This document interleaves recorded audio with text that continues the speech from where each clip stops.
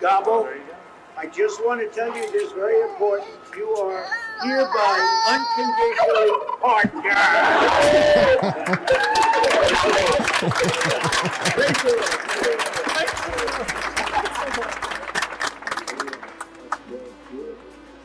That's a beautiful bird. You know, Trump doesn't like dogs, but apparently he does like turkeys. Speaking of turkeys, Hal Dulle in studio. Speaking of turkeys. What's up, Hal? Hey, day before a holiday. What are you thankful for? I'm thankful when Hal speaks a little bit closer into that microphone. I will do that. I should know better, shouldn't I? It's great to see you, Hal. Happy Thanksgiving, pal. Happy Thanksgiving, Austin. We're glad to have you here today. Good to be here. And glad you're in studio. Good to be in studio. I'm thankful for that. I am too. Yeah. I'm thankful to be alive. Hal, you were at my wedding, weren't you? Yes, I was. You were in Peculiar, Missouri. That's right. Super wedding. I married a good-looking gal too. I want to tell you. We both married smoking hot, redheaded libertarian wifeys. We both got ourselves a couple of prime real estate. And I'm thankful for that. Yeah. It gets better. Do you think they'll appreciate us talking about them like that? Of course. Oh, I think so. I think Stephanie thinks I'm cute. Well, I'm glad she does. John and Casey's waiting for us in the chat. CatDad21, Entropy Nomad gifted 5 subscriptions. What the hell's going on? Why is everybody giving us all this money? Because they love you. No, I think it's they like that handsome Marine sitting right over there next to me, don't they? Yeah. Hey, what's happening down there in South America? Nice to see everybody. Click the like button. If today's your first time watching the Wake Up America show, we come at you with a lot of energy to get your morning started right.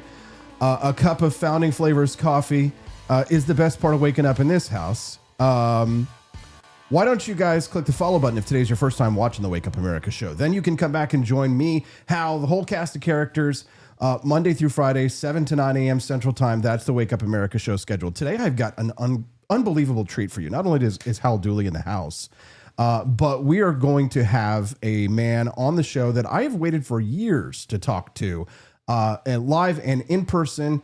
On the camera, we're going to speak to, not in person, Hal's in person, but Randy is going to be live. Randy Barnett, professor from Georgetown Law, one of the brightest legal minds for the cause of liberty in the United States. Professor Randy Barnett, the man who I named as the first person I would, or maybe second after Judge Napolitano, to the Supreme Court of the United States. So that conversation's at 8:30 this morning. Don't miss a single stinking minute of this show today because it's going to be epic and incredible. And everybody else, their holiday coverage sucks. They're all going home. But here we're on the Freedom Watch. Hal, we ready? I am ready. So here's the rules. If we raise $100 today, that unlocks the bonus content. You can either do Rumble rants. You can tip me in Bitcoin now. We'll talk about that later. That's crazy. You can see the little code up there. You can take a picture of it with your phone that you see on the screen and make a contribution to cryptocurrency, and we are grateful for that. We'll buy the dip. Hal, I don't know if he's going to buy the dip, but he can tell us later. But if we raise $150, then things get crazy, and then this turns into a game show, and we play for prizes, real prizes. I've seen that. Yeah, I've heard that. Yeah, so they can either make Rumble rants, tip in crypto, or go to forlibertyshop.com. Guys, it's Christmas. What are you doing waiting so long to buy some of these great presidents? Beautiful gifts for your smoking hot redheaded libertarian wifey. Little freedom bracelets that Stephanie designed. 1776 chokers, We the People necklaces. Beautiful things you won't find anywhere else. Only at forlibertyshop.com. And if you buy 2 or more, you use the coupon code buy 2 save 15, and then you're going to save 15% on your whole purchase. What are you, crazy? Put the coffee in the cart. Buy the sweaters, the beautiful embroidered American history sweaters. It's the 250th anniversary of the revolution, and we're about to get revolutionary. Let's do it. So, Hal, let's start it this morning. What are you thankful for this year, Hal? I'm thankful for being alive. I'm thankful for being in America. Thankful for being in Missouri.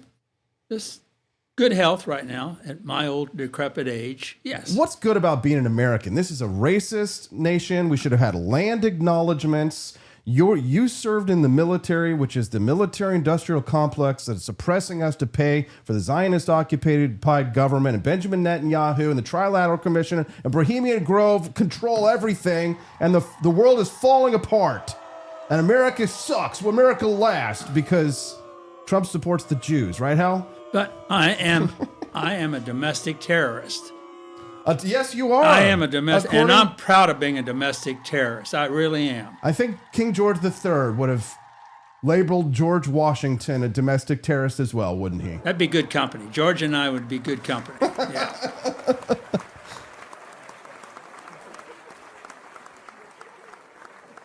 We're well on our way to that bonus content, guys. Keep it coming, and thank you so much. We appreciate you, Entropy and Kermode.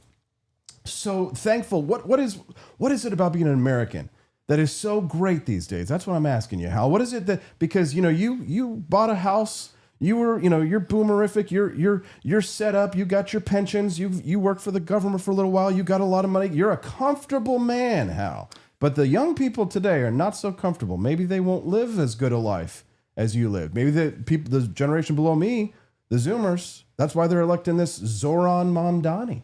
True, but only because of choices they make. Now, my parents, your parents, you and I, and our kids, what I like about the United States, opportunity. You have an opportunity to do just about anything you want. The only thing that restricts you is your choices. If you want to be successful, you can be. But you got to get out and you got to take risk. You got to work hard, do all the things that are beyond all generations. It's proven. You take risks and stick with it and work hard, you're going to be successful. Well, this is the kind of thing that we hear from young people these days. Is they say that they're not able to buy houses. They can't afford to get into homes. The prices of their groceries has gone up. Lately, it's gone down a little bit, but still, overall, inflation's still pretty high. We're going to talk about these trucks this morning. And we'll do that. Yeah. But be like Austin Peterson. Find opportunities to make more money. If you don't have enough to afford these things, go out and find a way to make more money. The average price of a new car in America now has hit $50,000. Washington is finally pretending to notice. So the Senate Commerce Committee, chaired by Senator Ted Cruz, is hauling the CEOs of GM, Ford, Stellantis, and Tesla this January for a public grilling over why basic transportation now costs luxury car money. You can be assured that it's going to be a complete cluster truck. So safety advocates insist that these mandates that the lawmakers are blaming for the rising cost of cars they're making us all drown under the added cost for all these extra safety features. So the Republicans are pushing for hearings to talk about whether things like, is there a child detected in the back? Well, then you got to do, if it doesn't have a safety belt initiated, then it's got to beep. And it's all these annoying safety features, which the Republicans are saying is driving up the cost of cars. But I suspect that there's another cause that's driving up the cost of cars, which we'll discuss. But what's your take on this story, Hal? My take is go out and find a rebuilt 57 Chevy and have at it. Lift yourself up by your bootstraps, whippersnappers. I've only bought one new car in all my years. And that Same. was because my wife demanded it because she was pregnant. Yeah, But same. who buys a new car? Nobody. That can't afford it. Nobody. Well, me, but I did. But that was dumb. That was stupid. Well, you get one a year. You get one dumb a year. Well, no, I don't. That was the only one. I bought it in 2012. Bought it new. I should have bought a used car, maybe 3 or 4 years old and stuff. The car market is it's insane, Hal. $50,000 for these cars, and they're basic ones, not necessarily upgraded packages. Senate Republicans have this hearing planned with major automaker CEOs to explain price inflation. They want the corporations to explain to them what it is that they are doing. The government is they're the ones inflating. They're the ones printing all this money. They are. And then they point at somebody else as the causation from it. Crazy. It's crazy. And literally they're bringing in the CEO of Tesla, so they're going to have Elon Musk come in. They're going to blame Elon. Is Elon Musk to blame for building Teslas? For building incredible dream cars, electric dream cars. Have you ridden in a Tesla, Hal? Yep. And what was your experience? I liked it. Yeah. I think they look goofy.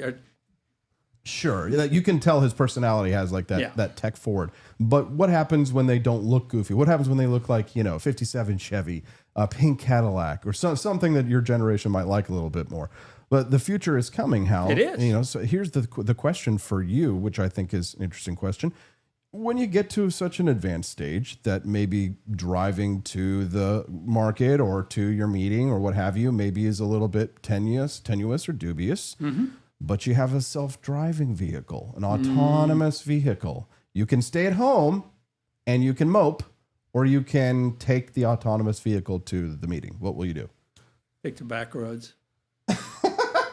I'm not comfortable with automated vehicles at all. You know. Newer safety technology means sensor-embedded bumpers, camera arrays. They cost thousands to repair, even after minor fender benders. The Biden-era clean air and fuel economy mandates force companies towards more expensive electric vehicle production, which, of course, added costs across the board. The top-selling vehicle in the U.S., this is what I have, the Ford F-150 now tops $70,000 to $80,000 with common trims. Hal, I couldn't afford the truck that I have right now. People, you know what? People are always trying to buy my truck. They see my truck and they're like, oh man, that's a nice looking truck. And they want to come and buy it from me. They want to get it for like, $10,000, $15,000. If the market hadn't been what it is, that truck would probably be worth $3,000 or $4,000. Now it's like $15,000 because it's so coveted. Why, Hal? Why? Demand. Demands. Yes, there's demand. I've got a truck. But there's a question on the supply side, Hal. It's these nagging, gnawing questions. It's these little voices I hear in the back of my head. What could possibly be driving up the prices on the supply side, Hal? Well, that's true too. Well, what is it? I don't know. I stay away from that stuff. I go out and buy a Ford Ranger for less than $10,000. Booty Sweat over in the chat says cash for clunkers screwed us. That's true. But what's with the name Booty Sweat? I mean, come on. Well, tell me about the supply side.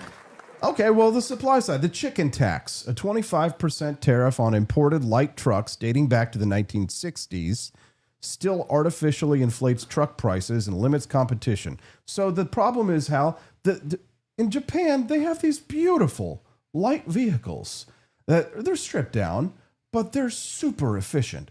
Engines that constructed by Toyota. That we have Toyotas here in the United States, but you can't get the light trucks. The number one thing in the United States is the light truck, Ford F-150, and we can't get a Toyota in here. Listen, I want to get a Toyota. I want to bring it in. I want to set it up. I want to put a 50 caliber machine gun on the back of that thing, and I want to go driving down Main Street and High Street. Blame it on frozen chickens. Not for any nefarious reasons. And Europe's fascination with frozen chickens. That's what started it all. Yeah, well, a 25% tariff on light trucks. This is the chicken tax because they put a tariff on our chickens. So frozen chicken, frozen poultry. Throw ducks in there too. Yeah. And of course, there was a lot of anti-American sentiment for them to say the reason for that, of course, is that they're poisoned chickens. Like, Chinese chickens would be much safer. Chicken to China, the Chinese chicken. Well, that 25% tariff on trucks has turned into a chess match between the manufacturers and the governmental entities that are possessing, truck chassis, constantly redefining what is a truck and what's not a truck, what's a truck part, where do they assemble them? Toyota's moved a plant to Mexico and they got out from underneath the tariff. So we decided to rewrite the tariff laws to include that. Well, it's crazy what they're doing. Yeah, but my point with this, of course, is my ulterior motive is that we don't have to pay these prices. The only reason we're paying these inflated prices, Hal, is because we allow our politicians to gaslight us and lie to us. Right. And we allow these corporations to lie to the American people about the true benefits of, we want to talk about affordability in this country. They don't want to let it, because what it is, when communists and Marxists and socialists talk about the redistribution of wealth, right, they mean it, that for them it's about redistributing it to the common man, the prole, through the welfareism. But the corporate welfareism has to be the most insidious. The richest people in the world, whether it's baseball stadiums or whether it's tariffs to protectionism to protect their industries, Hal, it's an evil corruption and a blight on our society. And shame on any politician who advocates these ideas.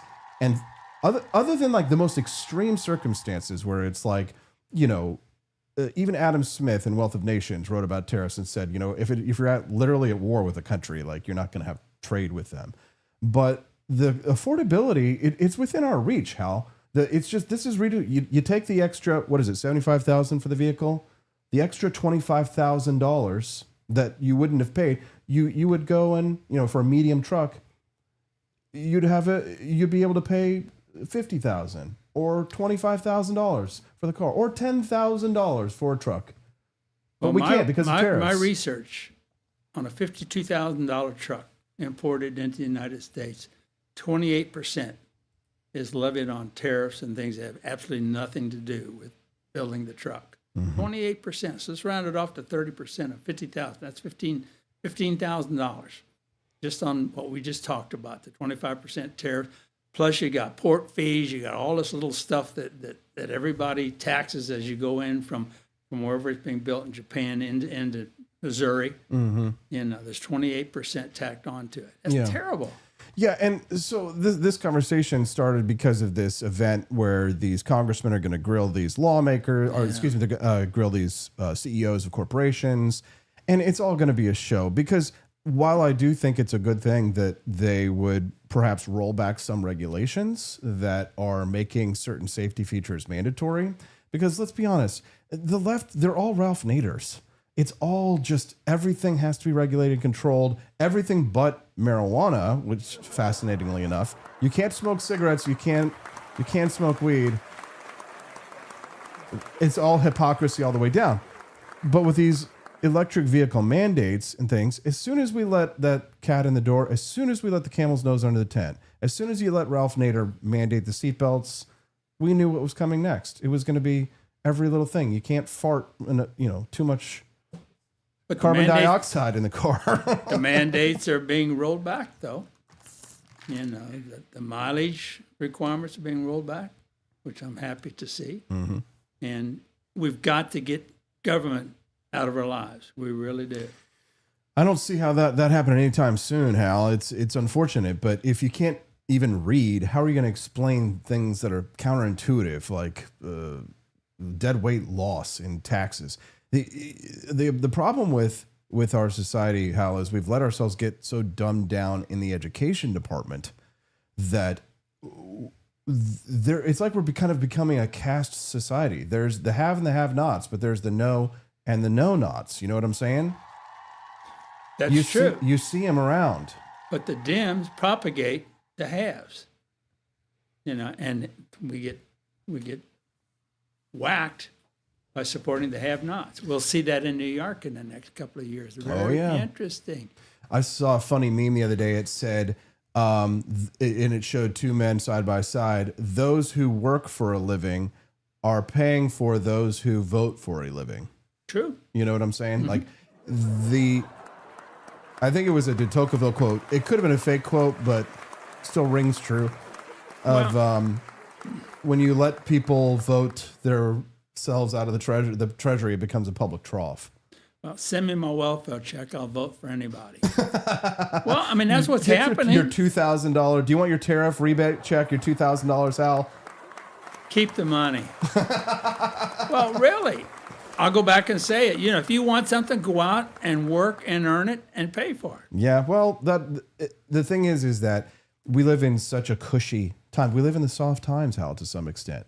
The soft times are making soft men, and the soft men are going to bring us some hard times. Absolutely. It's cycle. Coming. It's the cycle. It's coming. Yeah. I mean, despite the fact that you're very mild-mannered, you're kind of a hard man, Hal. I can imagine your kids probably think you're a tough guy. They do. They do. But I know you better. I know you've got the heart of a softie, but still, as a U.S. Marine, Hal, you have to be watching what Trump is doing when Pete Hegseth and this senator about the what's it called, Hal? I'm sorry, I'm getting it. Universal. I don't want to get it wrong. UCMJ. Universal. There we go. Yeah. Universal Code of Military Justice. Yeah, we're going to talk about this story with Hal Dulle here in just a moment. I want to take a quick little detour and say thank you for watching the Wake Up America show. I'm Austin Peterson.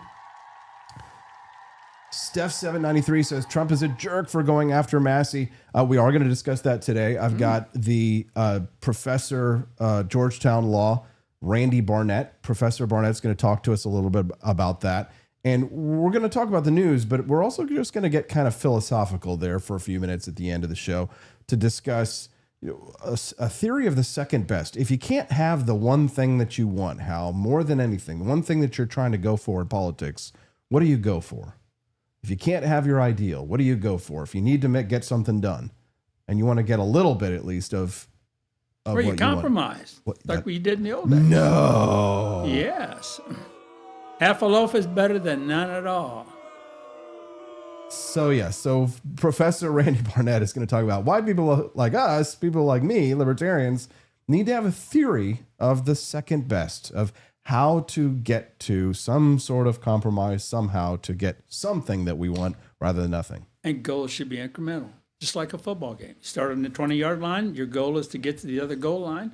Incrementally, you get there. Right. And that's what the socialists have done. And that is how we have got Zoran Mamdani in New York City. So something to look out for. We're going to talk about that, the Thomas Massie versus Donald Trump feud. And we'll also discuss it in light of a feud that's breaking out in South America between the president of Argentina, Javier Milei, and the economist Herman Hoppe. We'll discuss that an hour from now. It's 7:26 a.m. Central Time in Jefferson City, Missouri, 36 degrees Fahrenheit. Wow. Wind west-northwest, 26 kilometers per hour. What the hell is that? This is America. What the hell is a kilometer? We're going to have a great show today, and I want you to stick around with us and have a good time. But I'd like to say that if you have not checked out the Grift Shop, some people go to the gift shop. We go to the Grift Shop at thegriftshop.com. If you visit thegriftshop.com this morning, you're going to see incredible deals for Black Friday that are already live. So why don't you head over to thegriftshop.com? And when you do, every purchase that you make during the live show this morning will help to unlock the bonus content, a little mini documentary available for you to see instead of commercials. Check out thegriftshop.com that you'll see for Liberty Shop here. Limited time only for that Founding Flavors Martha's Mint.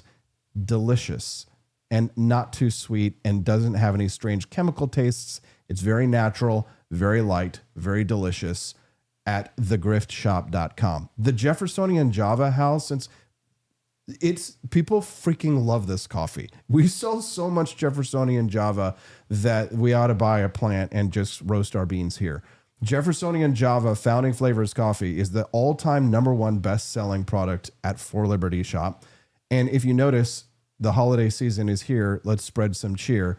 The full holiday collection, Taxation is Theft sweaters, worn by Bernie Sanders, embroidered sweatshirts with a 5-star review from the first one that rolled off the assembly line. Our lovely Amy J. Easley decided to model it for us. As you can see, high quality, beautiful, delivered to your front door promptly. Why don't you go to thegriftshop.com, do some holiday Christmas shopping so that you can get it in time at thegriftshop.com. Gulf of America, shark towels, those are a bestseller. Stephanie is designing so many products, it's hard to keep up. Less government, more video games. Honestly, would. Yesterday, Cecilia bought the stained glass Rosie the Riveter glass cutting board. This could be you on Christmas morning, Hal. Here we go. Goodness gracious. What could it be? What could it be, Stephanie? What could it be? It could be. I've been sending out signals to the... She's been sending out smoke signals. What does it look like? What kind of cutting board could it be? George Washington. Is it? I don't know. What is it? What is it? Mario, do you want the bubble wrap? Oh my gosh. Oh, wow. Give it to Harley. This is great. It's Look George. at that. Beautiful. Oh. It's from forlibertyshop.com. It So is. beautiful. And it's glass. Yeah, it's beautiful. Wow, this is really... There's Santa Claus, only at forlibertyshop.com.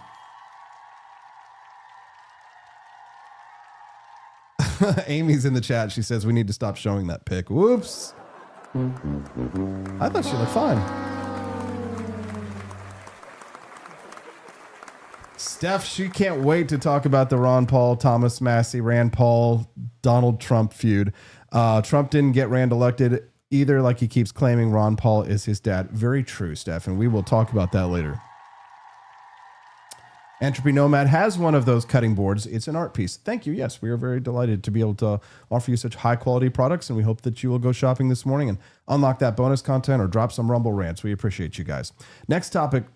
We're living in a time when medical interventions for children, Hal, are being marketed as answers to mental health problems. But of course, there was going to be a price. There was going to be a consequence long term for the kind of experimentation that's been going on children. A clinical study of girls treated for idiopathic central precocious puberty with puberty blockers found that there may be IQ declines of 7 to 8 points in some children who are treated with these blockers. States and federal agencies have been expanding the use of these drugs for gender-related care as well as early puberty. They call it gender-related care. And now we're dealing with the unintended consequences of such, which that it may be, not only are we testing these chemicals on children, but we are also potentially lowering their IQ and scarring them for life. It reminds me of everything that we read about in Mengele's Holocaust concentration camp kind of stuff. Your thoughts, Hal? I agree with you.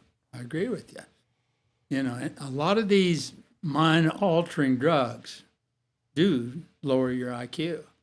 You know, and you see it every day. You really do. Well, especially in children. But these are puberty blockers. Like, we're literally experimenting them on trying to change their sex, and there's going to be social consequences for this stuff, and we're already starting to see it. When you, for example, Tyler Robinson, the man who shot Charlie Kirk, was dating one of these people, and they were obviously mentally deranged, mentally disturbed. It's fetishized by some of these people. You're definitely not grounded with regard to sexuality is concerned. And it's different. I don't know if you leave them alone and don't do anything, if that's better than all these treatments that they're coming up with. Well, my thinking on this is it's pretty clear. Until you're an adult, you can't make those kinds of life-altering changes to because a custodian, we have a custodial relationship with my daughter, right? We're holding her rights in escrow. So we're the ones who will decide what happens to Hazel. We're the ones who decide where she gets educated, how she gets to decide. Well, we don't really get to decide where she gets educated because it's mandatory education. So if we didn't want to educate her, that's not a choice. But where is I the digress. choice? But yeah, exactly. Where is the choice? Is it 18? Is it 21? Right? Some people say that your brain isn't fully developed really until you're 23, 24. And so it leads us to questions of not just puberty blockers for children, but things like when can you consent to join the military? Well, you can consent to join the military, but you can't drink beer. We do have a two-tiered. We actually have a 3 or 4 tiered concept of the age of consent in the United States. That's true. And we have an age of consent that's not the same in all the 50 states. Every state, I mean, some of them are the exact same, but it's something, there's a range. It's like, then there's like this Romeo laws and things. But I think when it comes to transitioning your gender, I don't think that should be allowed. It's kind of like the actual process itself is a mutilation. And then when you're actually giving them medical hormones, you're blocking that natural process that you never had a choice. I'm kind of pro-life for some of the same reasons. It's don't tear the baby up. Don't give it crazy hormonal drugs. But can you smoke while you're pregnant? No. Where do you draw the lines, Hal? Well, I agree with you. I mean, being young and not being able to make that decision, and adults are making decisions for them. And I think you've got consequences, like you said. And so far, my experience has been the consequences have not been good. And, to fix something that's not broken, that's the other theory, too. You may think it's broken because it's different, but that doesn't necessarily mean it's bad. Puberty is a biologically sensitive period for brain development, hormone surge, pruning of neural circuits, An executive function maturation occurred during this time. The timing of puberty suppression could interrupt these processes. A lot of these kids they're seeing now, how they come out and they wish they'd never done it. They want to reverse it. It's shocking. I mean, it's morally shocking. It's grotesque from a physical perspective, and I feel really sad. I feel really sorry for these young girls and boys because they don't have a choice. Yeah, they didn't. The they choice don't really is being made for them. Yeah.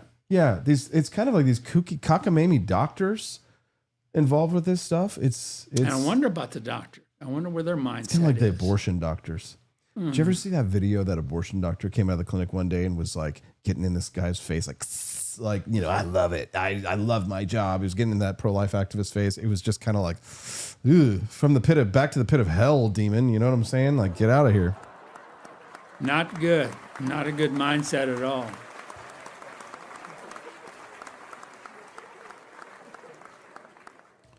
Welcome, Cell Blocked. Welcome, Quest Fanning. Welcome to St. Selma and so many of our friends here joining us live. Thank you very much to Quest Fanning. He said Sweden was the first country to allow this to happen, transitioning en masse. Most regretted it. England did the largest study of that long-term impacts. Both countries have banned it. Good to hear. And thanks for the donation there. Steph793 says it's criminal. She's black-pilled. She says nothing happens to criminals in the United States. Boy, sometimes it does feel like that. You saw that Irina Zarutska stabbed in the neck on the public transit, dies there, Ukrainian refugee. And this guy had been let out of prison higher than I could count. How many times was this guy let out of prison? They let him go out there and he murdered. It's like they've got all these ticking time bombs. You do. Should we bring back the asylums, Hal? Well, you bring back group homes. That would help. You're talking about the mental health crisis that we've got. You know, the government decided to not intervene anymore with group homes and taking them into an environment that they could thrive on. They just put them on the streets. I mean, you saw that back in the late 80s, early 90s. And that's what's manifests a lot of the homeless issues right now, is people can't cope. They don't want to cope. And that's a mental issue. That's not necessarily anything else. And then we're trying to be do-gooders, housing them and feeding them and pampering them and all this and that. No, they need counseling. They need a parental guardianship type of situation to be able to make those decisions, would help them make their own decisions and stuff. We have a city administrator that does that here. He works on the assets and the ownership of those people that can't necessarily take care of themselves. I don't lump all homeless people into that, but it is a predominant issue with regard to why are they disconnecting and why do they want to be homeless. That's a mental thing, and to me, it's the same problem on the other side, and all these people want to fix it. We want to house these unhoused people. They don't want to be housed. It's like the old hobos back after World War II. They just want to be left alone. They want to go. We have veterans that do it all the time. They come through Jefferson City. We look at them. We take them over to Truman. We check them out, make sure that they're healthy and doing all of that, and then they're on their way. Quest has a really good point. He brings up, this is a study that came out recently. He says the most criminally insane cause of 4% caused the majority of society's problems. I agree with that. In New York City, I think they found that was literally the case, that somebody went out and did the math on of the people who have committed the most amount of crimes, been through the criminal justice system, and they were able to nail down to a small group of people, and they were causing an outside amount of the violence and chaos and stabbings and lootings and, smash and grabs. So just put those people in jail and you solve that problem. Don't you think of the 11 to 15 million people that came into the United States illegally during the Biden administration, that a certain percentage of those people are in that group? So get rid of the people that you want to get rid of and send them to the United States. I mean, one of the reasons why we should have closed borders. This is Nayib Bukele. He's the prime minister of El Salvador, very popular with conservatives in the United States. He frog marched every gang member in that country into prison. And since this is his him responding to the Chicago mayor, Brandon Johnson, who said this. We cannot incarcerate our way out of violence. We've already tried that, and we've ended up with the largest prison population in the world without solving the problems of crime and violence. The addiction on jails and incarceration in this country, we have moved past that. It is racist, it is immoral, it is unholy, and it is not the way to drive violence down. Yeah, so that's what the Chicago mayor said. And then Nayib Bukele responds with, you can literally incarcerate your way out of violence. That's precisely why incarceration exists in the first place. Murder rate versus incarceration rate in El Salvador. Hal, can you interpret this graph? The incarceration rate goes up, the murder rate goes down. Right. Interesting. Here's the murder rate, and then the year from 2000 to 2025. Incarceration. Look at that. The murder rate going up and up and up and up and up and up, and boom, all of it. It's like turning a switch. Well done, Nayib Bukele. Incarceration does work. A dramatic decrease in homicide, but at what cost? Oh my God, the cost. Who would have thought of the costs, Hal? What would the costs? Not the costs. Are they talking about incarceration costs? Oh no. What about that person that wasn't murdered because that person that we're going to murder that person is incarcerated? Oh my God. What but think of the cost, Hal. Yeah. What about the costs? Homicide rates in El Salvador from 2014 to 2024 in number of homicides per 100,000. Look at that. From 2014, 68, 103, 82, 1.9. So they must have a system that works. Wow. Gee, Yeah. why don't we do that? Yeah, you could, but we could if the Democrats weren't standing in our way, Hal. Opportunity. This was an interesting story. So it was some lefty. CNN reporter Fareed Zakaria did a really good segment on it where he was trying to warn the leftists, the liberals, he calls them, about immigration because it was Denmark, I believe, that had the strictest immigration rules in Europe, and I thought I had it, but I'll look for it again. But in Europe, the rest of the continent has been overrun by Muslims from, refugees of the Middle East, and Denmark took the lowest amount, and they have the lowest crime rates. So their leftists are big government, socialist status, welfare parasites, but their leftists are very anti-immigration. And so CNN was trying to warn them, warn the Democrats here in the United States that if you don't, then the far right will take power, and they'll be far worse to the immigrants because, of course, we're racist, aren't we, Hal? Us far right wingers. Well, of course. Of course, we're racist. We're proud of it too. Racist. Oh yeah. It's gonna be worse tomorrow than it Yeah, is sure. today. Yeah. Oh yeah. We're huge racists. You can never make anybody happy on the right, Hal, because truly what we believe, we are a remnant. We are a small group of society, because even in Europe, conservatives, they're not like us. There are no conservative, like right-leaning, libertarian-ish movements around the world other than like Argentina, where that believe in individual liberty, the individual over the state. We are a small group of people. It just so happens that we can win some elections here in the United States from time to time. Obviously, there are more conservatives than what the liberals think there are. Very true, but it's really very uniquely American. This Frenchman tweeted this morning, Hal. I want to get your take on this. This French guy posted, "Do you have any idea of the image we have of the United States in France? Would you like me to tell you? It's worse than you think." Would you like me to tell you? Hell no. Don't care. No, stay where you are if you think that way. We got some people that will join you that we want to eradicate from the United States. Hal, have you ever cared what a Frenchman thought about you? No. No. It's the French. What's worse is American kids that say that. Who cares? Now, what do you do with Americans that hate America? Now What do you that's do? now that is the question. We see it every day. That is the question, because it's one thing when it's an American that hates America and they're a left winger, but it's another thing when it's an American that hates America who's a right winger. But both exist. We call them the woke left and the woke right. The woke left and the woke right. Right. The woke right are typified by anti-Israel positions, very strong anti-Semites, right? You know, they think Adolf Hitler is cool. You know the types. That's true.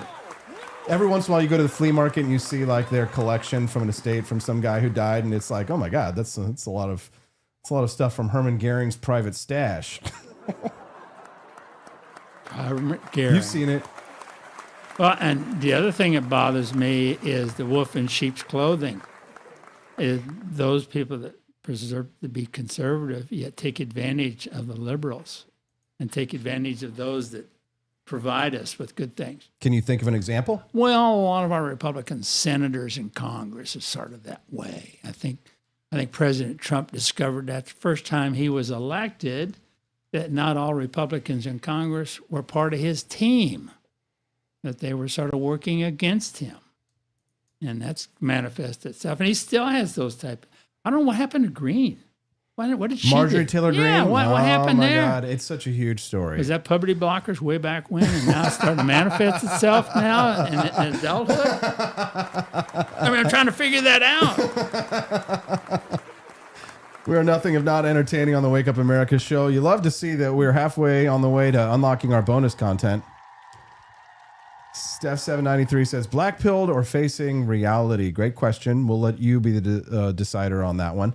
We'll also speak to Georgetown law professor Randy Barnett at 8:30 this morning on the Wake Up America show. Happy Thanksgiving to all of you. If you're just tuning in, welcome to the show. I'm Austin Peterson. This is Hal Dulle. We're both Jeffersonians from Jefferson City, Missouri, and Hal's a longtime friend, and we're just goofing around talking about things here this morning and trying to brighten your day. So please do click the like button if you're having fun, and the follow button if today's your first time watching the Wake Up America show. We think about days gone by. We think about nostalgia, and we wonder if times weren't better than they are now. Take a listen.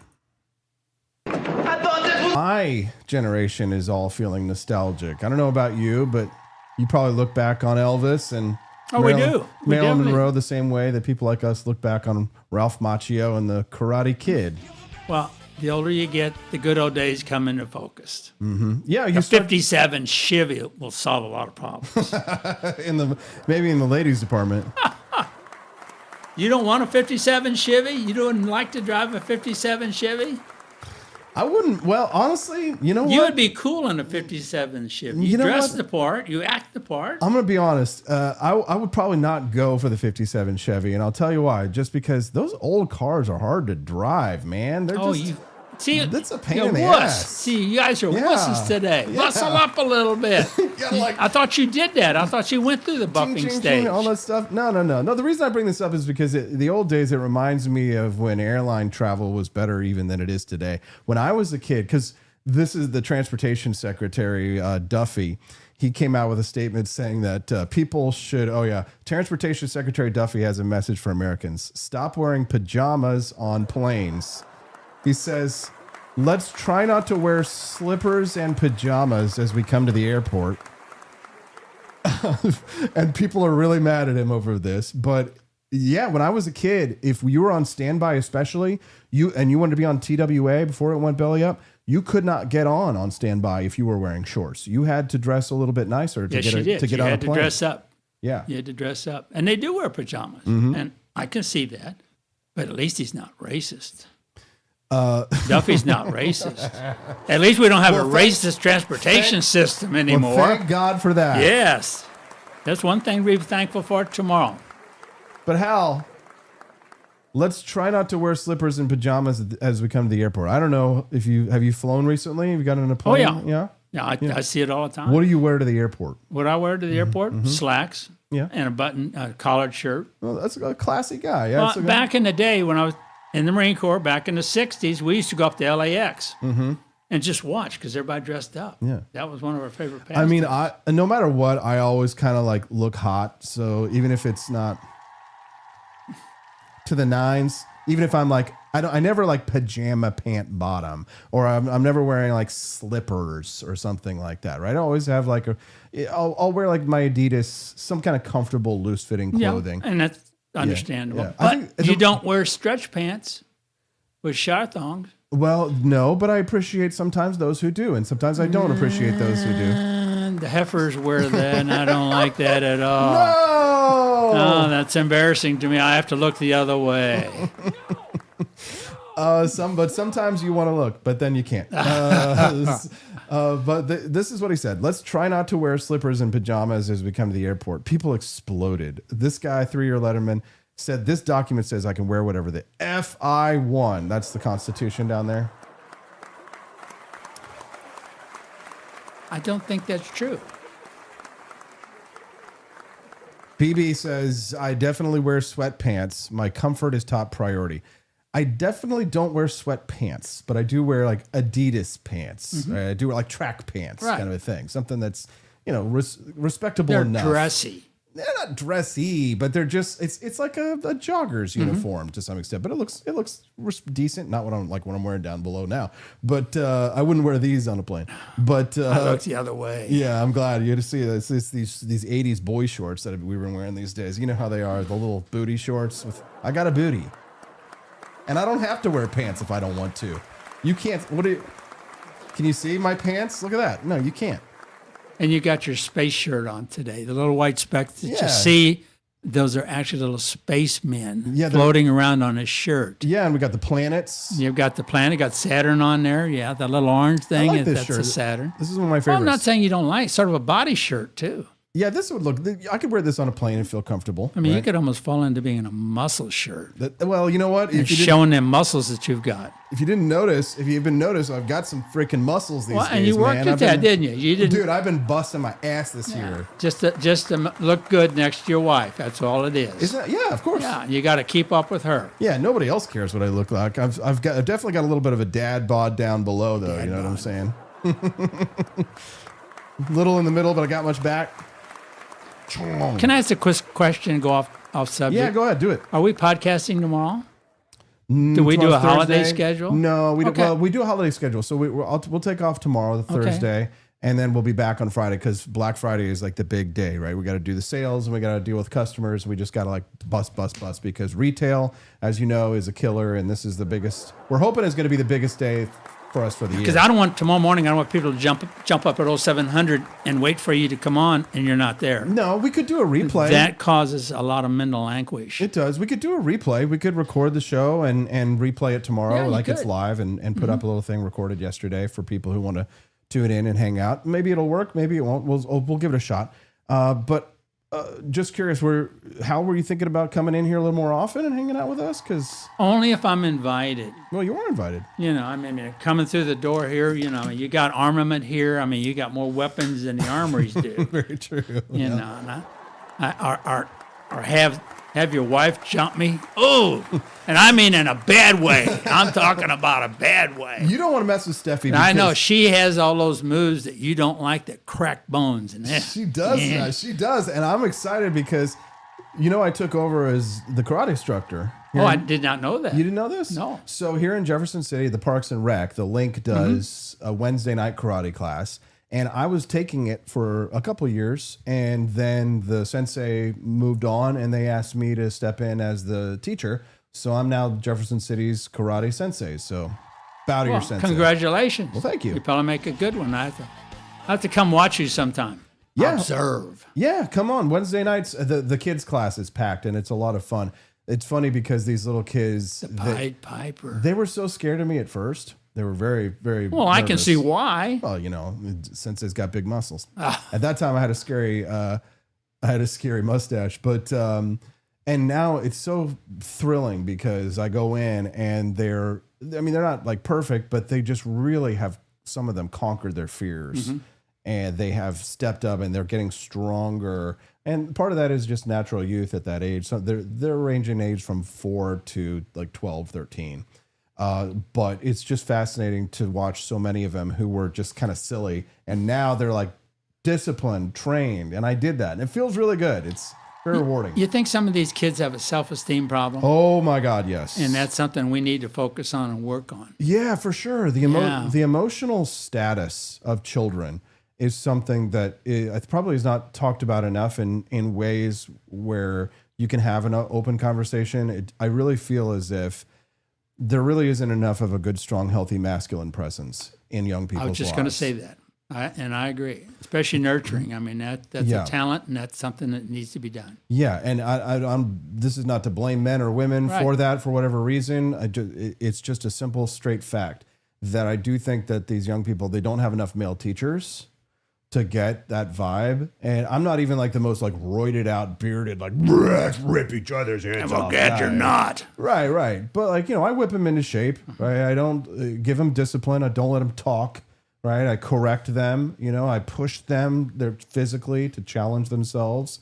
Right. It can be a little intimidating, but in that way, they sort of run a little bit of a gauntlet. And then once they get to the other side and they feel that they can do it, they gain a level of confidence.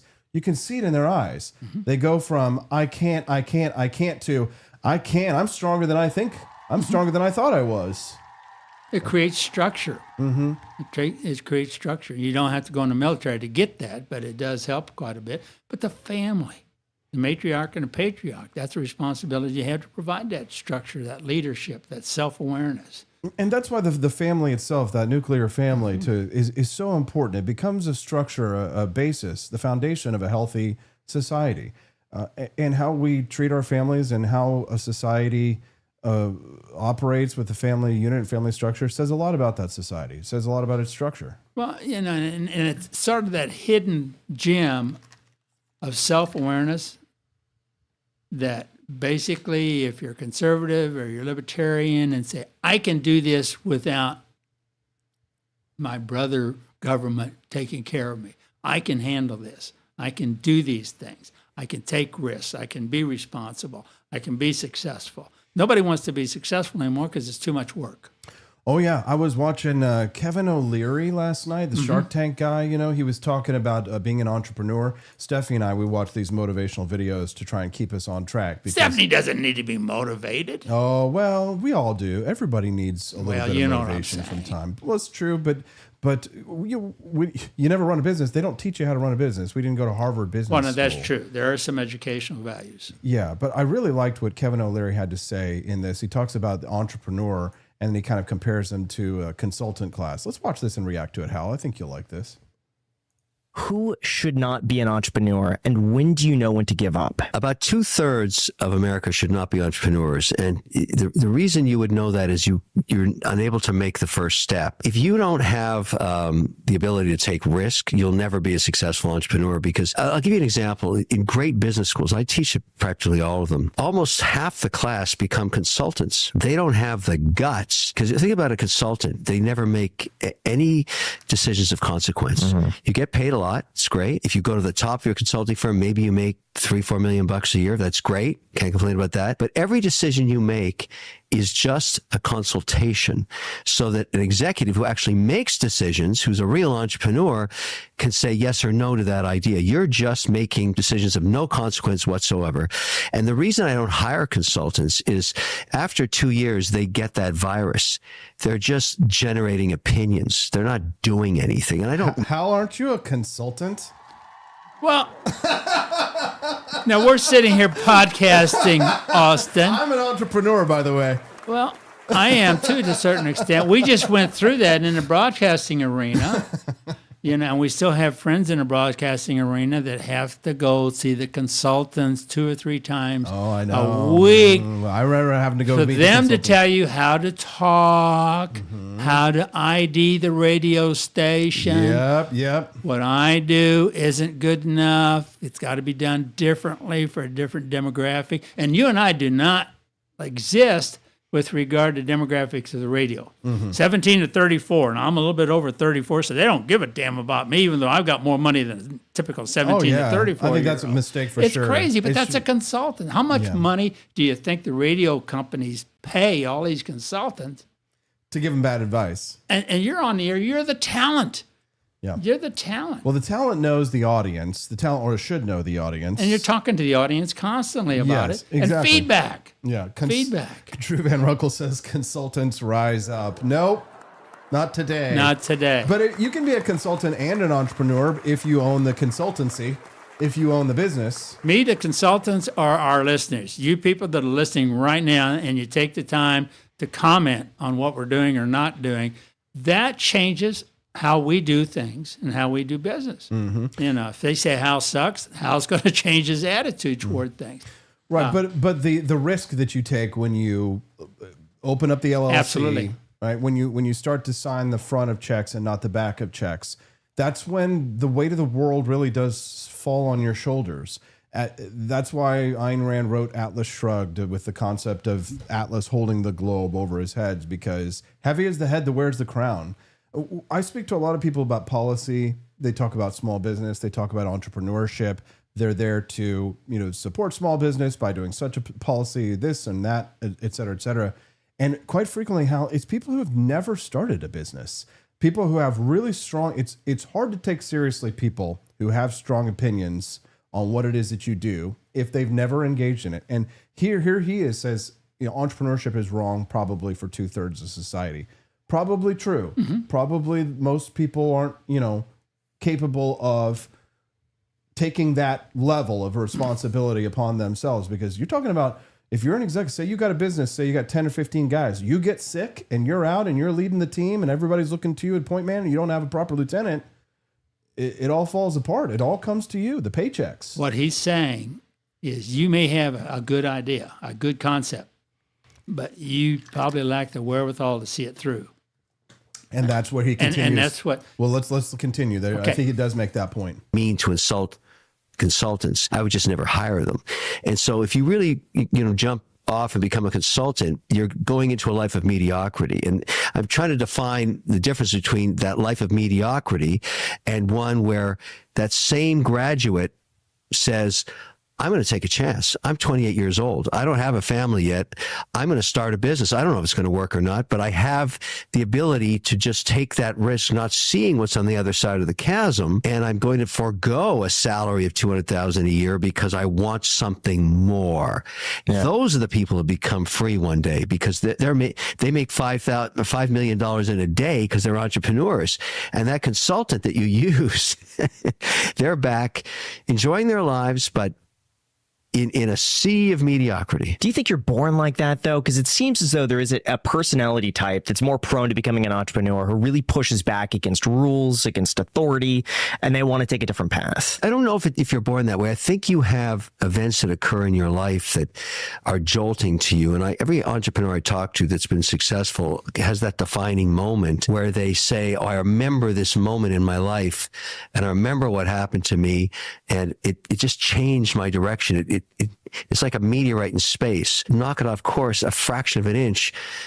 100 years later, it's a billion miles in a different place. Well, that's the same thing with an entrepreneur. Early in their lives, for me, it was getting fired the first day I ever had a job. I realized that was just somebody else had power over me. I couldn't even deal with that concept. And so I never worked again. And with all the hardships and everything else, but it's very similar. There's some event that triggers somebody. So I'm not sure you're born with it. It's just something in your DNA says, I'm going to take that path of risk. What do you think is more important for a success? Yeah, getting fired does sometimes end up being the best thing that ever happens to some people. You ever been fired? Oh, yeah. I have too. Oh, yeah. And I learned from it. Yeah. But what he was saying, I'll go back to say, not necessarily genes, the structure of the family goes back again. We just talked about self-esteem and the ability and the confidence to see something through. I think it's taught. I think a lot of this, you got to have talent, of course, but I think it's got to be nurtured and taught and developed. By the time you're a teenager, I mean, back in high school, I could have told you about the farmers and a bunch of group of people that have been very successful here in mid-Missouri. You knew that back in high school because they're the ones that took risks, and tried different things. And I mean, you're the same way, but I think he's right. I mean, not everybody's cut out to be that way, but that's what it's going to take, though, to be successful. Well, I had a taste of freedom, right? So when I got done with the think tank world in Washington, D.C., I moved back to Missouri. I was running a blog and monetizing it fairly well that way, and had a comfortable lifestyle living at home. You know, I always want more, always want to build more and do more. But then, you know, I have to say that when I spent probably it was 2013, I actually quit that job. I was making really good money to go work for myself because I had been fired before. And I was like, I could see the signs of the turmoil in the institution. I was just like, you know what? I'm just going to bet on myself. Turned out to be a great idea because I think from 2013 to 2019, I had like 7 years or so of just working for myself, doing what I wanted, having a blast doing it. And that kind of freedom, I was like, this is shockingly liberating. Like, you want to talk about real freedom, talk about not having to kiss a boss's ass. Being able, you know, being able to say shit because you're not on the radio for That's true. There, you know, there is something liberating about that, but you have to, it's discipline. If I were not disciplined, if I were not entrepreneurial, if I was not doing everything I could to get every dollar coming in this door to the best of my ability, to the best of my character, I mean, I would have folded this up a long time ago. 3 years I've been doing this now by myself, podcasting. And there's more to it than just showing up and start talking into a microphone. Oh yeah. There's a lot more to it. It's a business. It's a business. We treat it like a business. I operate it like a business. And I hope that one day, you know, I'll have created something that will be very valuable that I can You're in the use process of doing that. Yeah. It's exciting to see so many friends over there in the chat. People like Quest Fanning, people like Drew Van Runkle, people like Entropy Nomad. You've all been so generous. Joni Rankin, Amy, Barney, L-Dubs.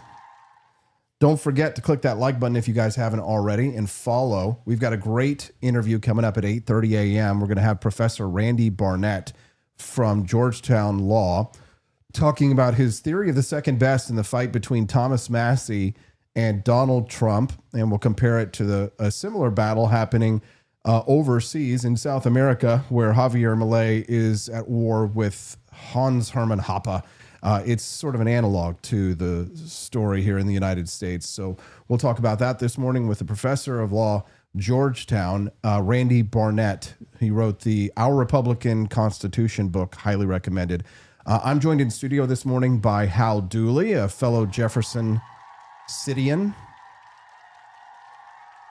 So what is it? Do we call Jefferson? Is it just Jeffersonian? Jeffersonian. Jeffersonian? Jeffersonian? Citian. Yeah.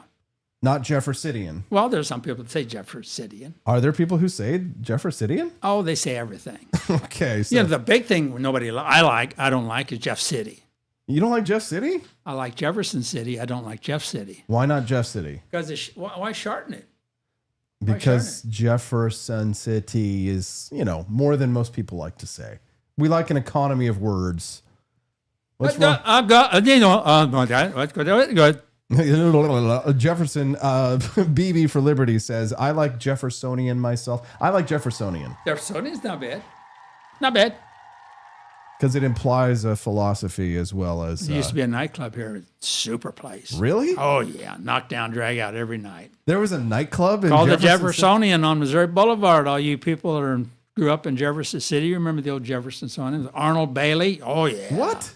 Oh, yeah. You'd have loved it. Did this used to be a boomtown, Hal?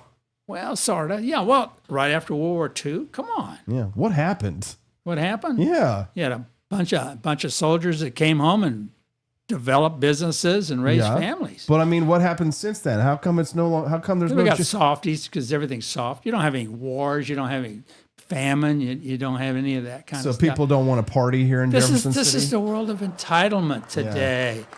You get everything. You don't have to pay for anything anymore. I mean, look at politics. Let's run again.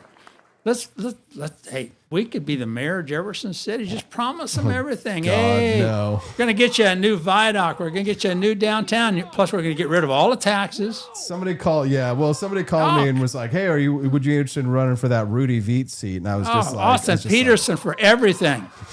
Everything. No, you don't deserve And me. you could do it from right here. You don't have to go down to the court. Sell City Hall. You don't need that. Yeah, you don't deserve me. No. I don't deserve. I'm not going to talk to your mother and dad anymore about that kind of thing either. No, it's funny. Deserve. It's funny because when I ran for Senate here in Missouri, this district, this county, was my highest vote percentage, and the vote percentage that I got in Cole County was 17.76% approximately, or at least it was on election night. Maybe they corrected it later, but at that night I was like Cole County, and then I ended up moving here. Glad you did. Yeah, me too. I do love Cole County, and it is a good place to live. And I love that I've gotten to take up some responsibility and be a part of the Jeff City Parks and Recs karate school, and I've done radio here in Jefferson City. And we bought some house here. We have land here, and it's a nice place to live. It's a good place to raise Hazel. I would agree. So you could say, we don't have the Jeffersonian nightclub downtown, but I also... It's on Missouri Boulevard. You needed elbow room there. Well, you won't get shot unless you go to Old Navy. Did you hear about this? No. Well, yeah, a couple weeks ago. Oh, yeah. Yeah. Seemed like there's been a couple of shootings on that parking lot. Was this a racial incident? I don't know. I saw somebody out there holding a candle like it was a vigil or something. Somebody And it happened during Lincoln's homecoming, so they've implicated that a little bit. Well, what happened? Well, I'm not sure. Well, can the you just, police aren't really saying who shot who. Can you clue this nation and the national audience on what's happening here in Jefferson City with this local shooting? Well, we had a shooting 2 weeks ago during Lincoln University's homecoming, and I don't think Lincoln was involved in any way, shape, or form, but the media likes to tie stuff like that in. But two people, and all it takes is two people, and one shot the other one, and we're really not sure whether they were related, whether it was domestic, whether it was an error. Here's the interesting thing about it is law enforcement's not saying too much.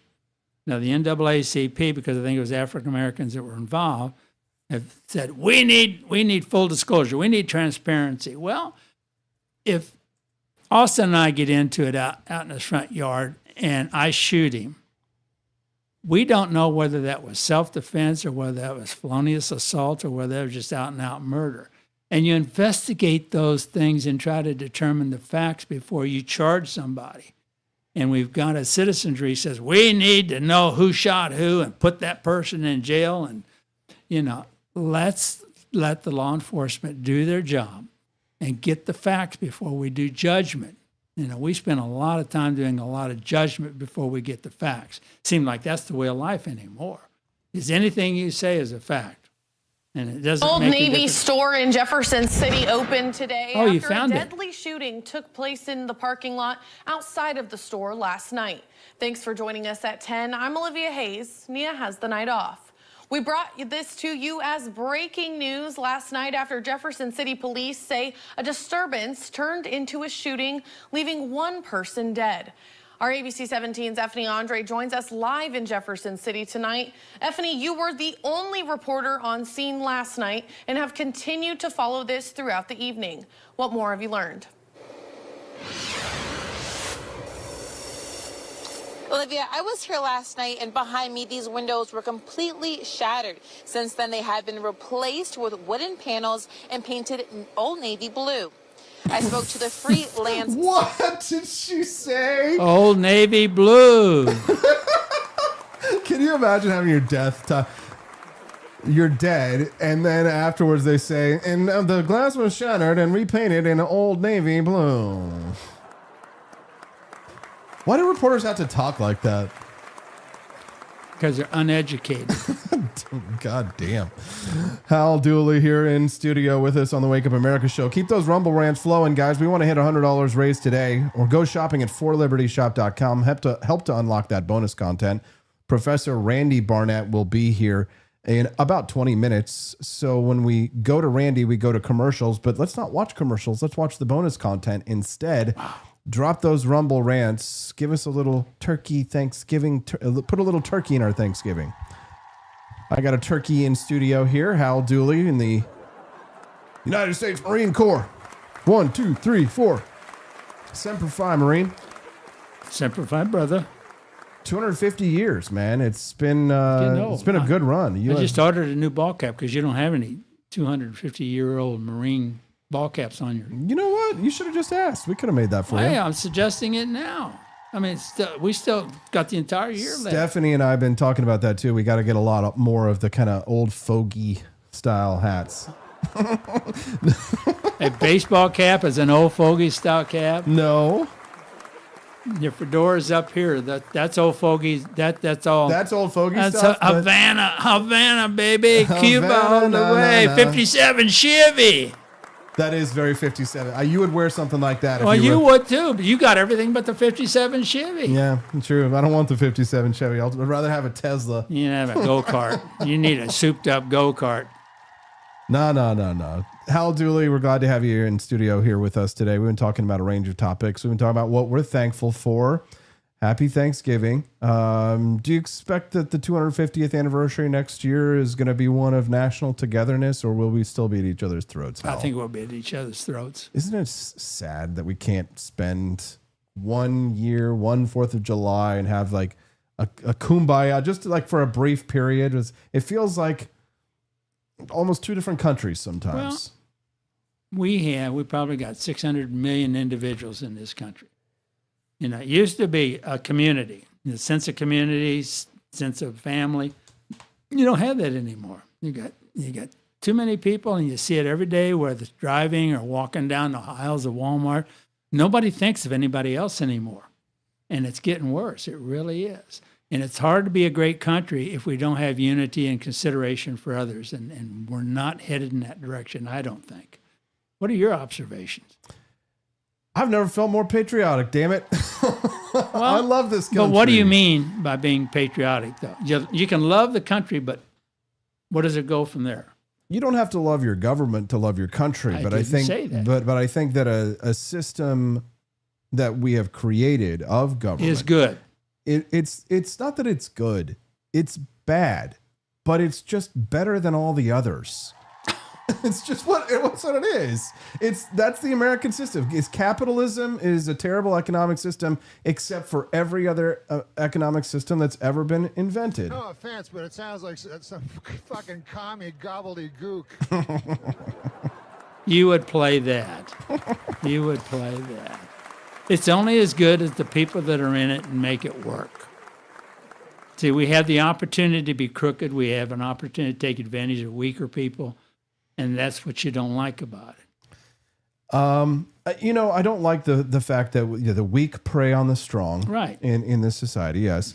I don't like the fact that you can't call out fraud without having your motives questioned. Mm-hmm. So all of this fraud going on in Minneapolis, Minnesota with the Somali community and hundreds of millions of dollars of taxpayer dollars. The number one funder of the Al-Shabaab terror group in East Africa are Minnesota taxpayers. Mm-hmm. And that kind of fraud, just because you question that, how our money, because federal dollars go into Minneapolis, I promise you that. Why our taxpayer dollars have to go to pay for that and asking questions is racist. This is our country, Hal. The country that our ancestors handed down for us. How we hold on to that is up to us. Every generation has to be educated about what freedom means. And it just seems like, as a millennial being sort of in between, that the young people today, they don't have the slightest concept of freedom or the American experiment. I don't know if that has to do with mass immigration to some extent. I don't know if it has to do with media brainwashing to some extent, lack of education, or probably all the above, Hal. I think it's all of the above. The family unit is the biggest culprit. I mean, you got to offset. You got to know what your kids are being taught. You know, we've got all this anti-Semitic feelings amongst college kids today. How do they learn that? They certainly don't learn that at home. They learn it on TikTok. And the Jewish community certainly doesn't perpetrate that. You know, somebody's got to do that. And TikTok is one of the perpetrators. I think that the educational community. The one thing that I will say is that I do think that like groups like the ADL, some of the Jewish civil rights groups, I do think that they have made it worse because that when it becomes a lobby and it becomes a fundraising outfit, these non-government organizations. Yeah, that adds to it. I think it fans the flames of anti-Semitism because I think I've been called an anti-Semite by official some of these organizations right? Just for having policies that go against whatever the Jewish left wants, right? If the Jewish left doesn't, the Jewish left is going to call the conservative right anti-Semites and Hitlerites and fascists because that's what leftists do. And of course, completely unfair, completely unfounded, and totally wrong. All right. But the question about these non-government organizations, these nonprofits like the ADL and others, do they fan the flames? I think they absolutely do because they're the boy who cried wolf. It's like what's the Southern Poverty Law Center? Everybody's a Nazi. Everybody's a Klan. Everybody's KKK. So now that when the real Nazis show up and are like, yes, we do love Hitler, now everybody's like, oh, we're tired of saying it because they've worn it out. Yep. So I agree with that. And we're going to talk about that with Professor Randy Barnett. He's a Jewish law professor, libertarian. He's the Israel derangement syndrome, as I call it, what you call this new anti-Semitism. It is a problem on the right. Young people that I see today, unironically sharing Hitler memes. Some that I know in real life that think it's funny. And I have to remind people that, Nazis and commies, both bad. Two things could be true at once. But there's a lot of historical revisionism going on, Hal, right? A lot of revival of Mein Kampf and a complete ignorance as to what led to Germany's destruction. Yeah. Germany was the arbiter of their own destruction. They're always blaming everyone else. Stabbed in the back, World War I, stabbed in the back, the conspiracy theories. And I think that's actually really where a lot of this comes from, that we've allowed conspiracy theory to become the dominant narrative in our society. Therefore, everyone's suspect. And it's like the French Revolution. You just start cutting off everybody's heads, rather than the American Revolution where we just cut off the heads of tyrants. Amen. No, we didn't even cut off King George's head. We just seceded from England. Let's hear it for 250 years celebration of secession. Hal, we're going to go to a commercial break here in just a minute. We'll be able to go to the bathroom if you want to go to the bathroom. I'm AP for Liberty, and sometimes I have to go pee for Liberty, and we'll do that in just a couple minutes. We're old guys, after all. So here's how it works. We go to a commercial break. You watch commercials, and the commercials are quite fun and interesting and uplifting. But nothing is better than our beautiful 5-minute mini documentary available for you to watch live. I just have to hit the right button. How do you do it? It's like a game. You unlock it. Here at the Wake Up America show, we have a system where you can tip us directly in rants. Kermode Bear has already been extremely generous. So has Entropy Nomad, and a few others like Quest Fanning as well.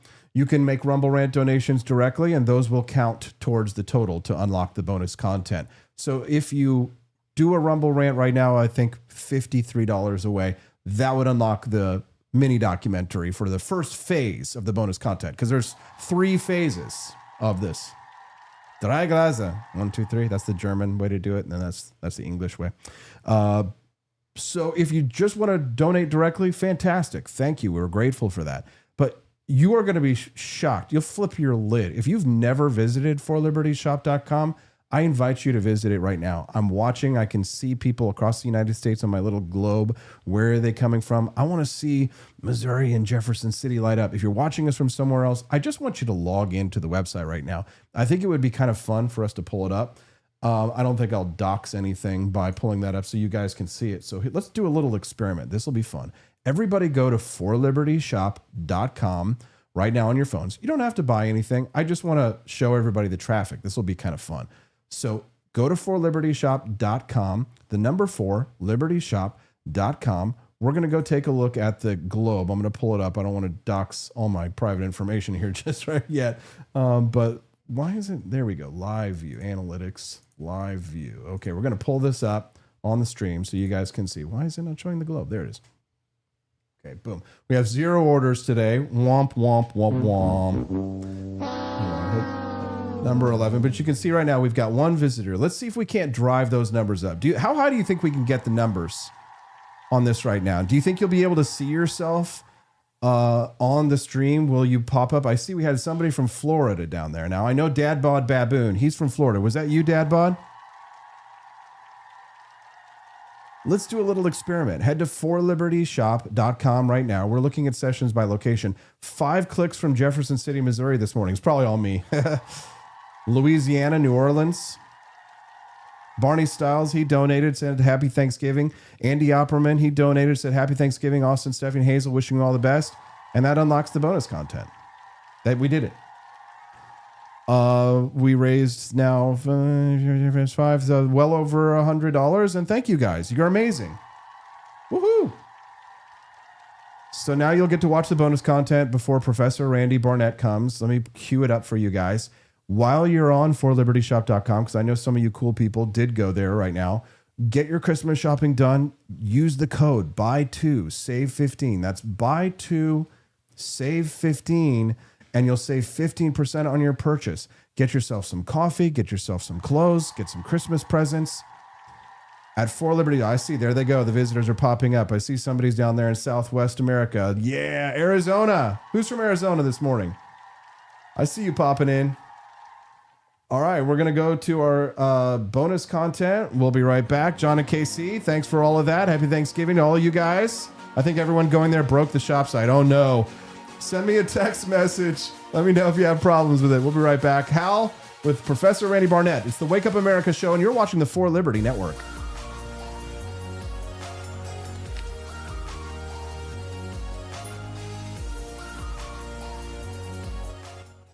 Mom Danny understands something about Trump that European leaders don't. Trump respects outreach from opponents more than submissive flattery from friends.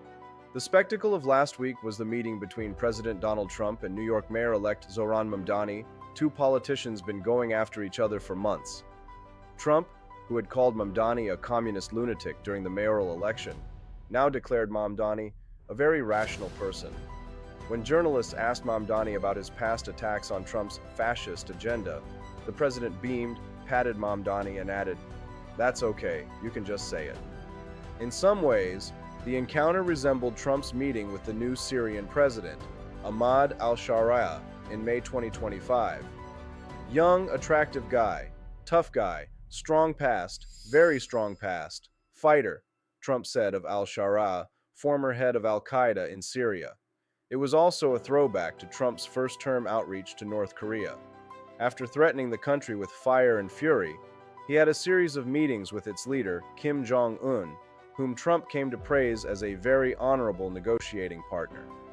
Other leaders often take Trump as a sucker for flattery. Since he's apparently willing to bury the hatchet with a few kind words, the thinking goes, those words must be the secret to appeasing him. It rarely works because Trump is good at smelling weakness, but he respects strength. Trump accepts outreach from former enemies, domestic opponents, or foreign warlords because he enjoys the feeling that he has tamed a dangerous beast. With Trump, flattery is ultimately counterproductive. In the short term, it avoids a public clash and may even help limit punishment in the form of tariffs or public criticism. In the longer term, far from buying respect, it earns his disdain and encourages the assumption that allies will cave on policy.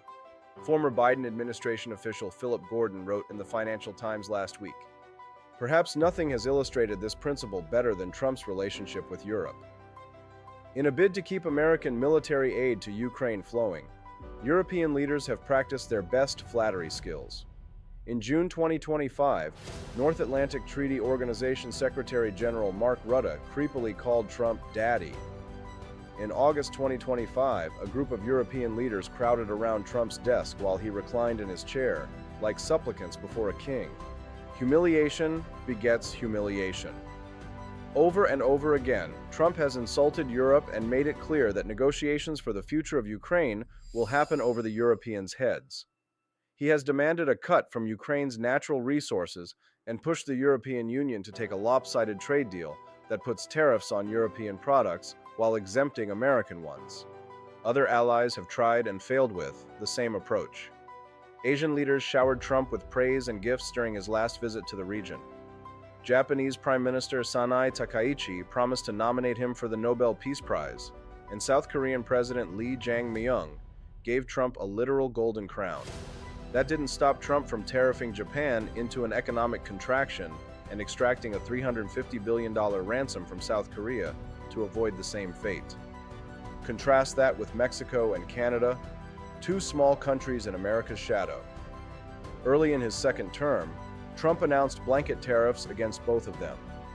He accused Mexican President Claudia Sheinbaum of allying with gangsters and even threatened to annex Canada. Rather than trying to appease the US president, Mexico and Canada immediately hit back with tariffs of their own. Ontario, the province of Canada with the most to lose, struck a daredevil tone. If they want to try to annihilate Ontario, I will do anything, including cutting off their energy. With a smile on my face, Ontario Premier Doug Ford said at a press conference. They need to feel the pain. Trump ended up softening and delaying the tariff increases on Mexico and Canada. Just this weekend, he blew through a self-imposed deadline to tariff Canada, which Trump had announced in retaliation for Ford taking out an anti-tariff ad, and he hasn't followed through on his threats to expand the drug war by bombing Mexico. Sheinbaum, a left-wing leader who has declared that Mexicans will never bow our heads to America, enjoys a strangely warm relationship with Trump. You're tough, Trump told Sheinbaum during a private March 2025 phone call, adding in public that he would suspend tariffs out of respect for his very good relationship with Sheinbaum. Mamdani, who has threatened to block immigration and customs enforcement raids and arrest Israeli Prime Minister Benjamin Netanyahu, clearly benefited from the same respect for strength. Despite the huge leverage that the federal government holds over New York City, the mayor-elect came out swinging. He promised in his victory speech to be Trump's worst nightmare and show a nation betrayed by Donald Trump how to defeat him. It looked a lot more serious than Trump's other domestic opposition. At the beginning of the second Trump administration, House Minority Leader Hakeem Jeffries, DNY, had whimpered, "It's their government. What leverage do we have?" The same week that Mamdani was reading his followers for confrontation, Senate Minority Leader Chuck Schumer, DNY, was surrendering to Republicans on the government shutdown while begging them to see the light of reason. So it shouldn't be much of a surprise that Trump treated Mamdani as an equal and heaped contempt on Schumer. Of course, personal respect from Trump is not enough to totally derail a hostile agenda. Mexico and Canada still suffered from some tariff increases, and the risk of bluster is having to back it up. Mamdani and Trump still have substantive zero-sum disagreements that will force them to fight. But even if resistance has its downsides, groveling clearly does not work. European and Asian leaders have thrown away a strong hand by preemptively signaling their intent to surrender. Mexico and Canada's leaders avoided the worst outcome by playing a weak hand with strength. In a palace full of sycophants, the way to win the king's respect is with defiance. Welcome back to the Wake Up America show. I'm your host, Austin Peterson. Happy Thanksgiving. We'll be off tomorrow. Glad and thankful to have Hal Dulle still in studio with us. Hal, nice to see you. Nice to see you, Austin. We're about to go into some big brain time discussions. Judge Napolitano not here today. I didn't want to miss an opportunity to talk about the issues that really matter, especially to people who love their country and who love liberty. Now, libertarianism has long held its banner high with principles of individual liberty, minimal government, free markets. But the world that we live in is non-ideal. It's entrenched states, complex alliances, global crises, and imperfect institutions. That's why Professor Randy Barnett argues for a theory of the second best for we liberty lovers, acknowledging that even if our ideal world may not exist, we still must act effectively to advance the principles of liberty. Joining me now, live, Georgetown law professor, author of multiple books, constitutional lawyer. Mamdani understands something about Trump that European leaders don't. Trump respects outreach from opponents more than to have this conversation with you, and we're glad and thankful that you're here with us today. Appreciate it. Well, thanks for hosting me, Austin. I'm looking forward to our talk. So this all unfolds in the background of a giant spat between libertarian constitutionalist Thomas Massie of Kentucky and Donald Trump, the president of the United States. And Thomas Massie seems to be demanding a lot from the White House. The White House used to be on good terms with him for a brief period. Now they're on the outs. Is this an example of what we're talking about, where perhaps libertarians are not seeing forests for trees? Or talk to us a little bit about in the backdrop of the Thomas Massie, Donald Trump feud. this concept that you have written about in your blog, which is a theory that libertarians need to understand. We don't live in an ideal world. Maybe we need to sometimes compromise and accept a second best. Explain this for us, Professor. Yeah, I'm not entirely sure what's motivating Tom Massie. I do know the guy vaguely. I had dinner with him in Las Vegas during Freedom Fest last year, just shortly after he lost his wife. And, I felt for him then. I've always had a pretty high opinion of him. I was actually the campaign advisor to Rand Paul during his presidential run in 2016. We campaigned against you, Austin. I think he's the one that had first introduced me to Tom Massie. But I don't know that this conflict between him and the president really maps onto this distinction that you want me to talk about today, because I think Tom Massie, and I don't know the guy that well, and I don't follow what he does as well, but I think he's basically a contrarian, and to some extent looking for attention. I don't know that I could explain his behavior as, principled libertarianism or anything else. And I don't think it matters, frankly, what Tom Massie is up to. I think what matters is how libertarians ought to be upping their game. Let me just start with my background in the libertarian movement. I became a libertarian in college in the 1970s. By the time I was a senior in college, I taught an accredited seminar for credit at Northwestern on libertarianism. We read Rothbard's For a New Liberty. We read David Friedman's The Machinery of Freedom. We read Rational Anarchy, another book by the Tannehills, a book by the Perkinses. It was a pretty radical course. I had been a full-blown libertarian by my senior year. And in my first year of law school at Harvard Law School, I went down and met Murray and all the New York intellectuals, including Walter Block and others, and they invited me by my second semester as a law student to be on the board of the Center for Libertarian Studies. And we had a Libertarian Scholars Conference every year, and we had a Journal of Libertarian Studies. And so all the big names, all the brightest lights of libertarian theory were on the board with me.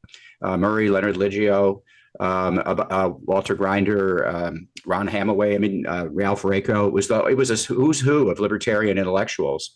And I remain a radical libertarian myself. But here's the problem. The problem is the Center for Libertarian Studies eventually folded in the 1980s, and it was never replaced. And as a result, there has been no infrastructure within which libertarian theory can be developed. Now, I want to contrast that with constitutional conservatism, the conservative legal movement, in which originalism was developed beginning in the 1980s, and I participated in that development starting in the 1980s and 90s. But because of the existence of the Federalist Society, there has been a group in which we have been arguing and contesting amongst ourselves as to what the best form of originalism is for the last 25 or 30 years. And as a result of that, originalism is now an extremely robust theory. It is the theory to beat in constitutional law. Most law professors are not originalists, but they all have to address originalism because the conflict between us, the intellectual clash that we had, has led to a broader and more robust theory. I've changed my own views of originalism in response to criticism by others. But libertarianism, as a political theory, has been frozen in amber since the 1970s. That's 50 years of no theoretical progress. And what we have in its place are think tanks like Cato Institute and magazines like Reason Magazine. Cato does policy. It does not do theory. Reason Magazine is a magazine. They publish good stuff, but they don't do theory. And I do believe that in the 21st century, we need an updated libertarianism. There's a whole number of assumptions that libertarians make without thinking that through that need to be revised. And the first one is the one that you just talked about, the difference between ideal theory and the theory of second best. This is something that philosophers of science know about. So the ideal theory describes how the world would work in the ideal world. And another way of looking at this is a state of nature theory for libertarians. The libertarians think that in the state of nature with no government, these are the anarcho-libertarians, think in a state of nature with no government, everything would be pretty good. There's a way in which society could be organized, and it's not going to be the Hobbesian state of nature in which life is nasty, solitary, brutish, and short. Although I like to say nasty, solitary, British, and short. So it's not that world. It's a good world. In other words, and the reason why this ideal theory is important is because if anybody proposes a move in direction of liberty, then people are going to say, well, if we take your ideas to the logical conclusion, it's going to lead to anarchy, and anarchy is terrible and chaos. And what ideal theory tells you is a defense against that argument. It says, no, if you take my ideas to the logical conclusion, everything's going to be better than it is today. But, and here's the thing you asked me about, we don't live in the ideal world. We don't live in the state of nature. We live in a world in which there are 185 or so competing territorial-based government states, nation states. And in that world, the principles that might work in the ideal world, together with everything else that exists in the ideal world, can't just be imported one piece at a time and plugged into the real world that we live in. Let me take one example, a concrete example, immigration policy. In an ideal world where there are no governments and there are no borders, then people would be able to travel anywhere they want, settle wherever they can buy a piece of property, and they would do that just the way we as American citizens can go anywhere in the United States and settle wherever we want as United States citizens. And in the ideal libertarian world, that would be true.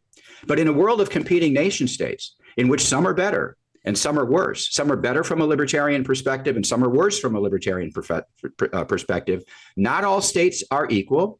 And those states that are better have a right to preserve themselves by means of borders. In the non-ideal world of nation states have to control their own borders in order to ensure their continuation. And the better ones need borders at least as much as the worst ones do, because they're the ones that are going to if they're really better, they're going to be much more prosperous. And then the whole world is going to want to beat a path to their door. And if that were to happen, then that would destroy what makes the better states better. But Randy, Professor, I hate to cut you off, but I want to build on that conversation. And thank you very much for that. I'm speaking to Randy Barnett, a Georgetown law author. We're going to talk about some of his books here in just a few minutes.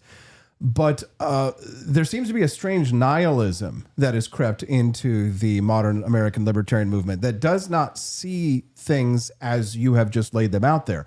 Their argument is, and this is some of the you might say largest proponents of libertarianism in the online world, and which is the real world now. You know, the big interviews you'll see will be with libertarians who will say things like, you know, Israel and the United States are the oppressors, that they are the truly evil regimes. The axis of evil is us, and that our nations, by pulling back, by having lesser, maybe national border restrictions, maybe they're more bordertarians per se, but that their argument is that it is the United States and Israel who are the aggressors in the world, that the non-aggression principle as the foundation of libertarian theory, which you claim is frozen in amber, their argument is that Israel and the United States are as policemen of the world, that the insidious Israeli lobby and influence on the United States causes us to get into more wars, is the reason why Osama bin Laden attacked us on the United States,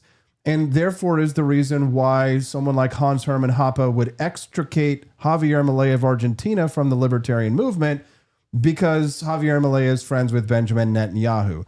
There's a strange Israel derangement syndrome that the modern American libertarian movement which has become engulfed in. Do you detect this, Professor? Has this been happening for quite some time? Am I just a young buck new in Greenhorn and this is always how it's been? Or is this a fairly recent development? Well, I have to say, Austin, I spend my time in the conservative legal movement or as a law professor at Georgetown. I don't spend my time with the libertarians that are out there that you're talking about. So I know about them the way you do. Well, maybe I know about them maybe secondhand the way that you do. I watch them. I see them online. I see what you're talking about. I know the unfunny comic Dave Smith and what he says. I mean, I'd like him to go back to comedy, but I'm not sure he was funny then. There's a number of things going on here. Number one thing is many libertarians are actually leftists.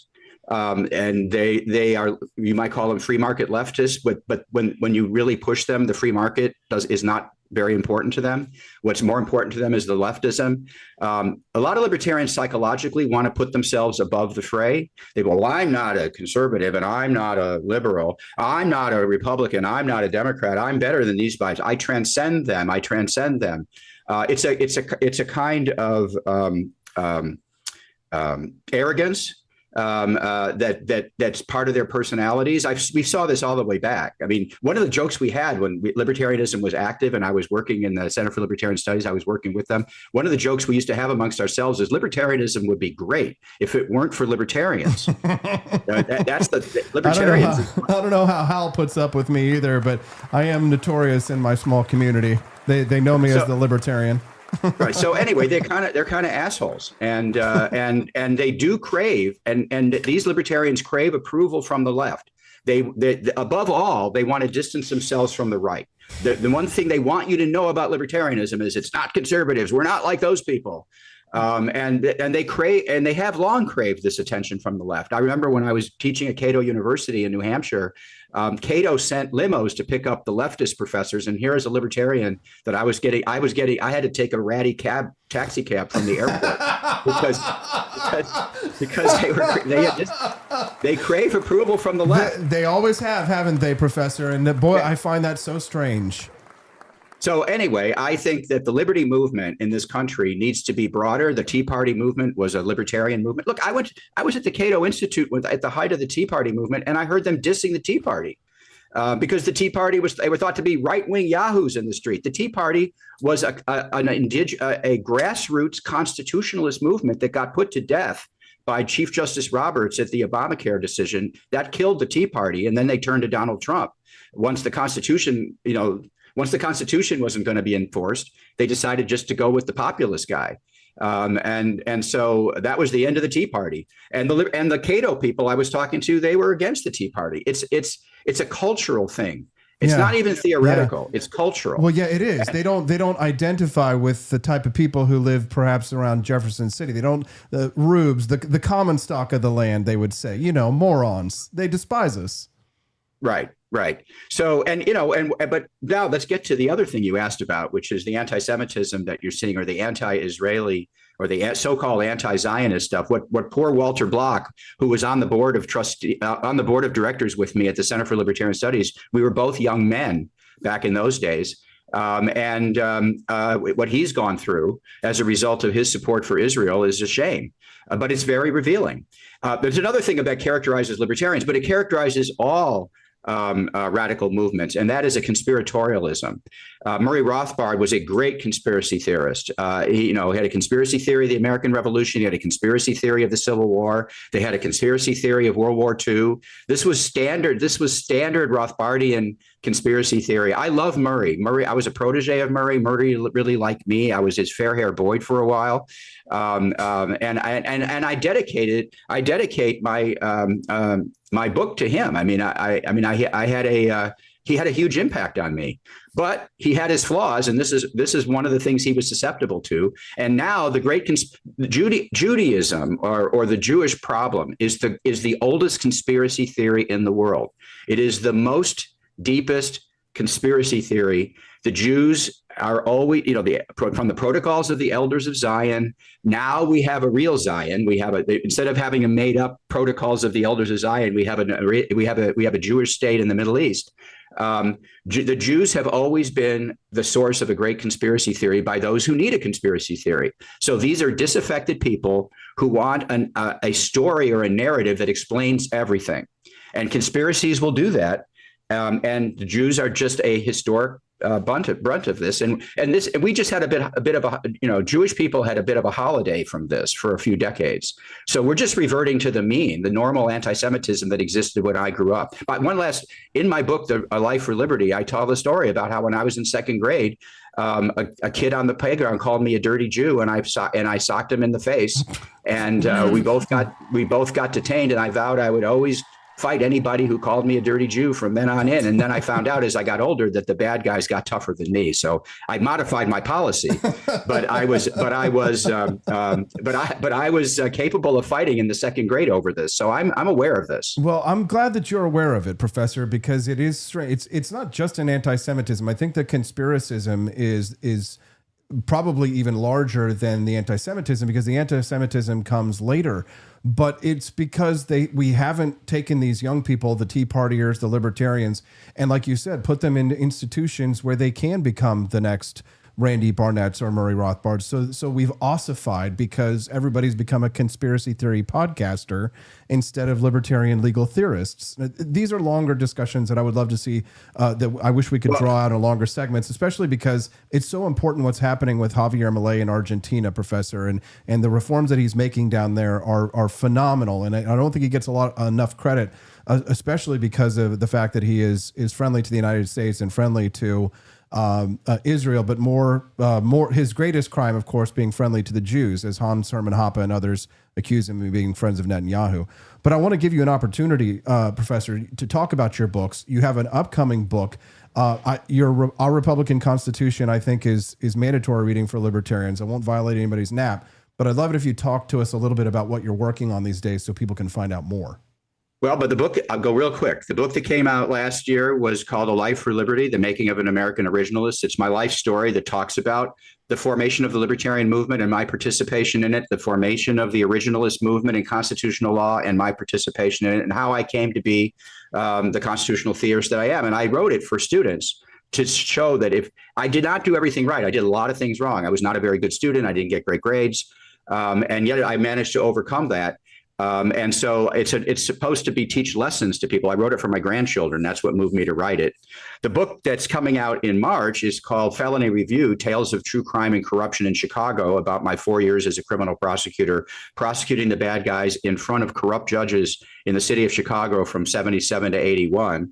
That book is coming out in March. You can pre-order it on Amazon. It's a good read, lots of pictures. Lots of grisly stories about station house confessions I took while on the felony review unit, and other sorts of tips and guidelines for people who might want to be a lawyer, or people who are lawyers, or just people who like true crime. And the final book is the one I'm writing in the moment.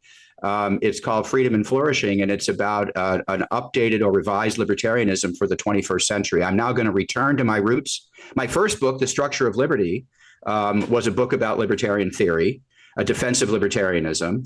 And I'm now going to return to my roots and write an updated theory of libertarianism for the real world, as opposed to ideal theory. It's not going to be a refutation of ideal libertarian theory. It's going to take that for granted, assume that's true, and say in the real world of competing nation states and government power and private power, as exercised by YouTube and Twitter and Facebook, et cetera, libertarianism needs to up its game and deal with the real world.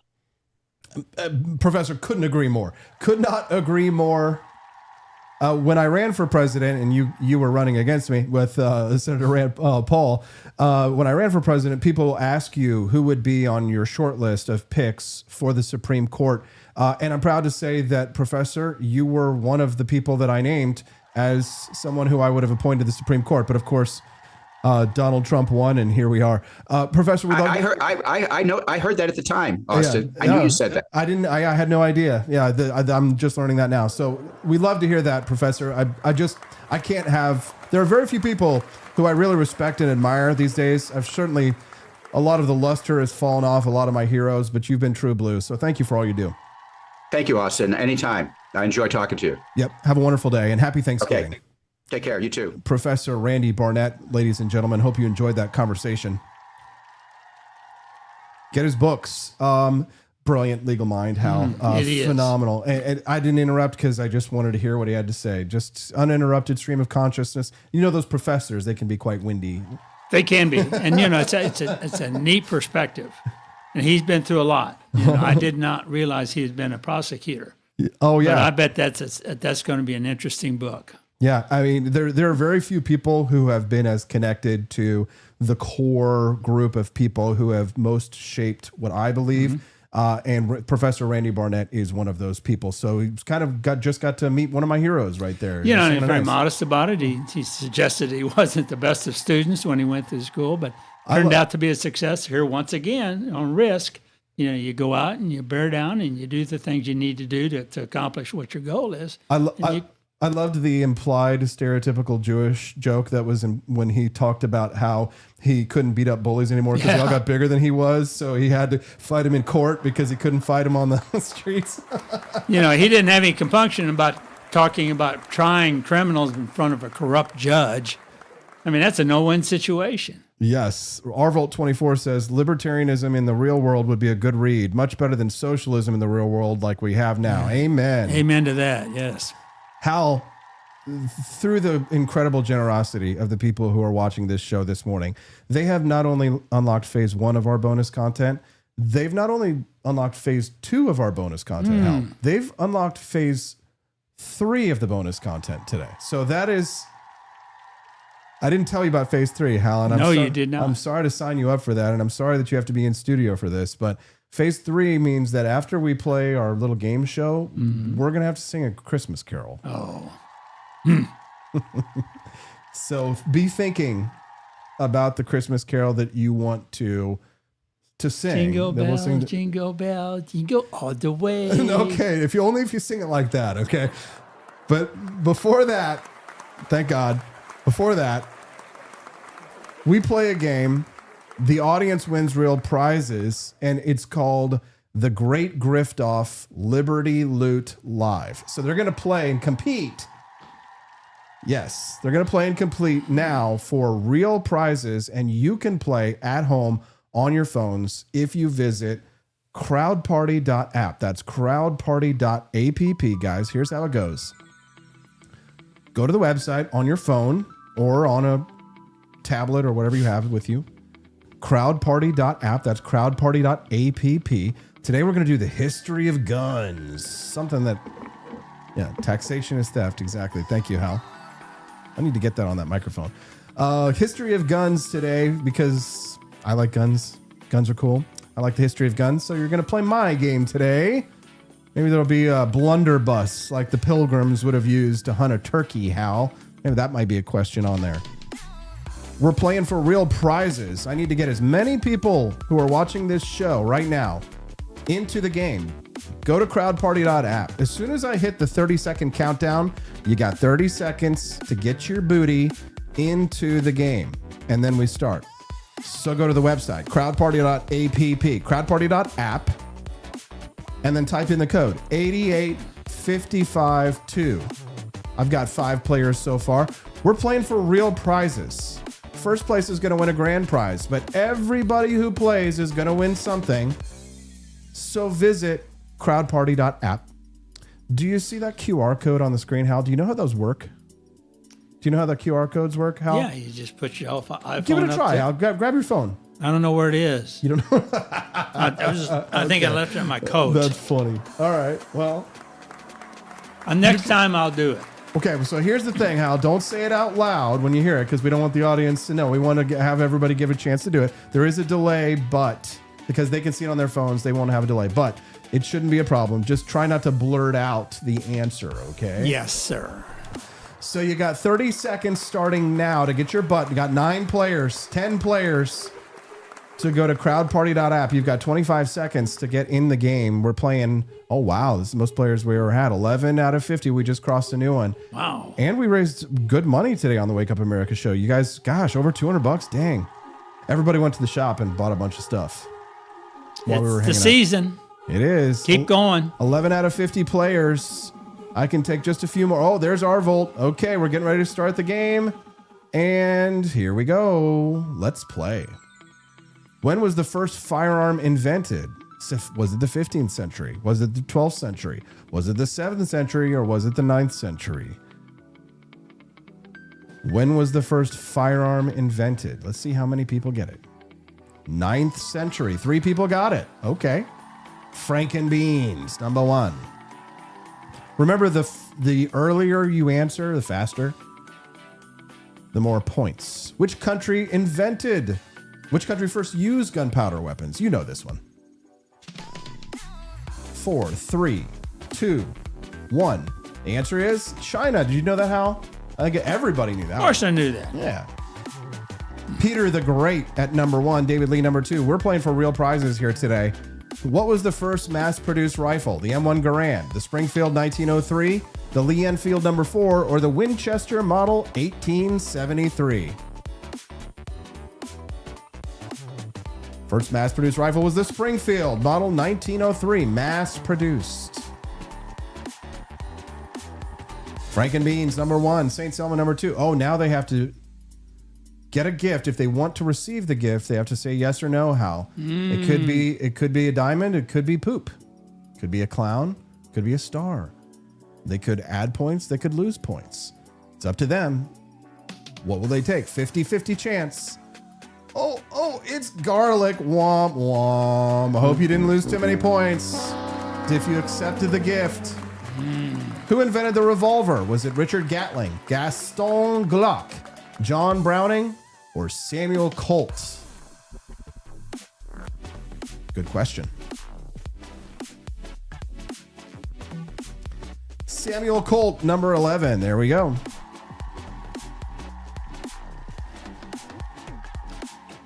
What type of firearm uses a bolt mechanism? Bolt action rifle, pump action shotgun, lever action rifle, or semi-automatic pistol?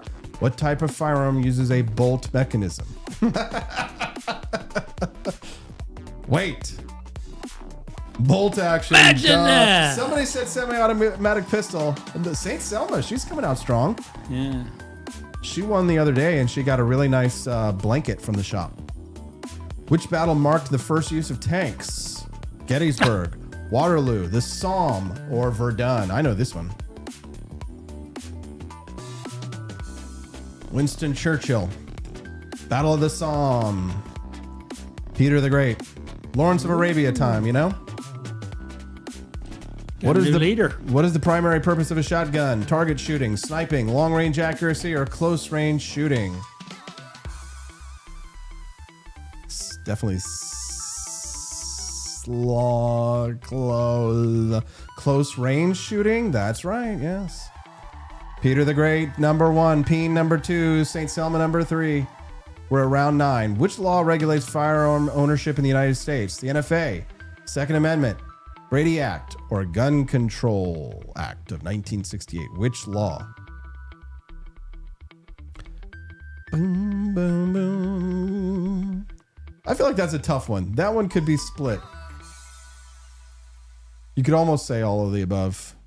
Mines, find the diamonds, avoid the bombs. This is just like, Minesweeper, essentially. Mm-hmm. They're playing it on their phones at home.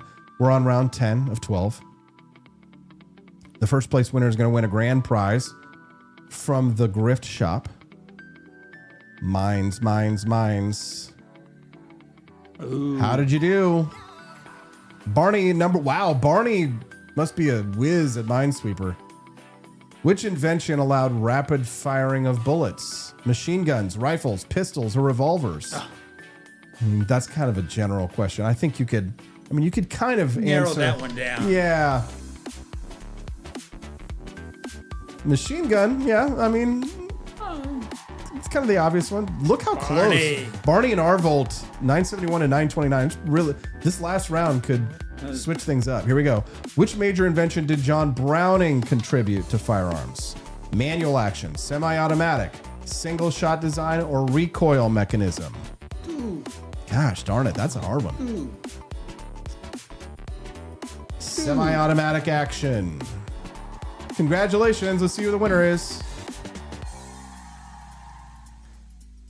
Arvolt 24. Congratulations, Arvolt. Send us a text message to 573-319-1586. That's 573-319-1586. And if you do, you'll get your $25 gift certificate to the shop. You can go shopping today. All right, Hal, pick the song. Pick the Christmas song, and then we'll do it before we go. Pick it. One of those? Which one? No, you got to tell me which Christmas song you want to sing. Jingle Bells is the one I want. I know the first 3 words of Jingle Bells. How about this? Karaoke style. You'll be able to see it on there. Here we go.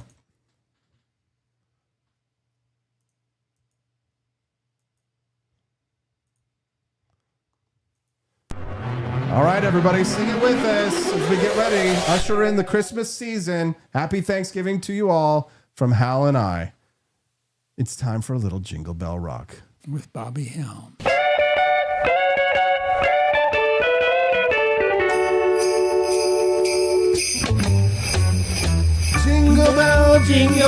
Jingle bell rock. Jingle bells swing and jingle bells ring. Snowing and blowing up bushels of fun. Now the jingle hop has begun. Jingle bell, jingle bell, jingle bell rock. Jingle bells chime in jingle bell time. Dancing and prancing in Jingle Bell Square. In the frosty air. What a bright time, it's the right time to rock the night away. Jingle bell time is a swell time to gliding in a one-horse sleigh. Jingle up, jingle bells, jingle feet, jingle around the clock. Mix and mingle in the jingle bell beat. That's the Jingle Bell Rock. Jingle bell, jingle bell, jingle bell rock. Jingle bells chime in jingle bell time. Dancing and prancing in Jingle Bell Square. In the frosty air. What a bright time, it's the right time to rock the night away. Jingle bell time is a swell time to gliding in a one-horse sleigh. Giddy up, jingle horse, pick up your feet. Jingle around the clock. Mix and mingle in the jingle bell beat. That's the jingle bell. That's the jingle bell. That's the jingle bell rock. Wow. All right, Hal, thanks so much for sticking around. We went into overtime. We unlocked all the bonus content. We raised all the money. You've been a fantastic guest. Thanks for being so patient with our rants on the show today. Hal, will you come back and join us again soon during the If holidays? I'm invited, I will attend. We'll bring you back here. It's the holiday season. Thank you to everyone who joined us. Hal, is there anything you need to plug or share with the audience before we let you go today? Well, I'd like to come back on and bring David Egan with me. He's been spent the last 7 years in Ukraine and has some inside information as to what's going on over there. Very interesting person. He's a former Marine. Okay, send me a text message about him. We'll try and I'll make it definitely work. do that.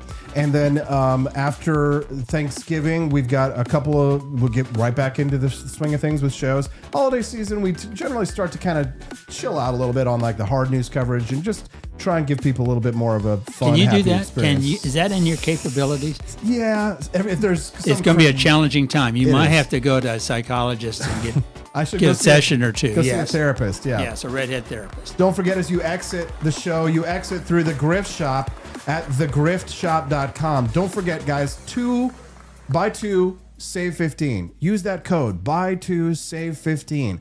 Buy more than one product, save 15% on your order with the code, buy two, save 15. Do not sleep on the Martha's Mint delicious Founding Flavors coffee. It is so unique. It's not like coffees that you'll get at any of those places that you'll go to that they have the corner stores and then they take your money and they use it to send their employees to go get abortions in other states. Don't give your money to corporations that hate you. Support your local liberty leaders. No other Wake Up America, no other shows in the morning are ever going to have a conversation with Georgetown law professor Randy Barnett. No other shows in the morning are going to have Marines, lobbyists, luminaries of their communities like Hal Dulle in studio. Only the Wake Up America show. So keep your money in the community. The people who support your economic freedom, the people who support your liberty, the people who support your children's future as a republic in America. That's AP for liberty.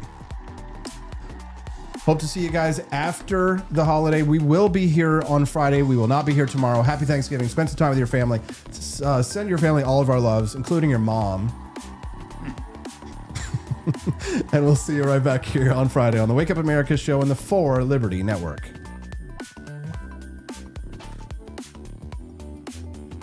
You're just a hoot. Hoot Gibson. Here we go. Bye, guys. Mom Danny understands something about Trump that European leaders don't. Trump respects outreach from opponents more than submissive flattery from friends. The spectacle of last week was the meeting between President Donald Trump and New York Mayor-elect Zohran Mamdani, two politicians been going after each other for months. Trump, who had called Mamdani a communist lunatic during the mayoral election, now declared Mamdani a very rational person. When journalists asked Mamdani about his past attacks on Trump's fascist agenda, the president beamed, patted Mamdani, and added, "That's okay, you can just say it." In some ways, the encounter resembled Trump's meeting with the new Syrian president, Ahmad al-Sharia, in May 2025. Young, attractive guy, tough guy, strong past, very strong past, fighter, Trump said of al-Sharia, former head of al-Qaeda in Syria. It was also a throwback to Trump's first-term outreach to North Korea. After threatening the country with fire and fury, he had a series of meetings with its leader, Kim Jong-un, whom Trump came to praise as a very honorable negotiating partner. Other leaders often take Trump as a sucker for flattery. Since he's apparently willing to bury the hatchet with a few kind words, the thinking goes, those words must be the secret to appeasing him.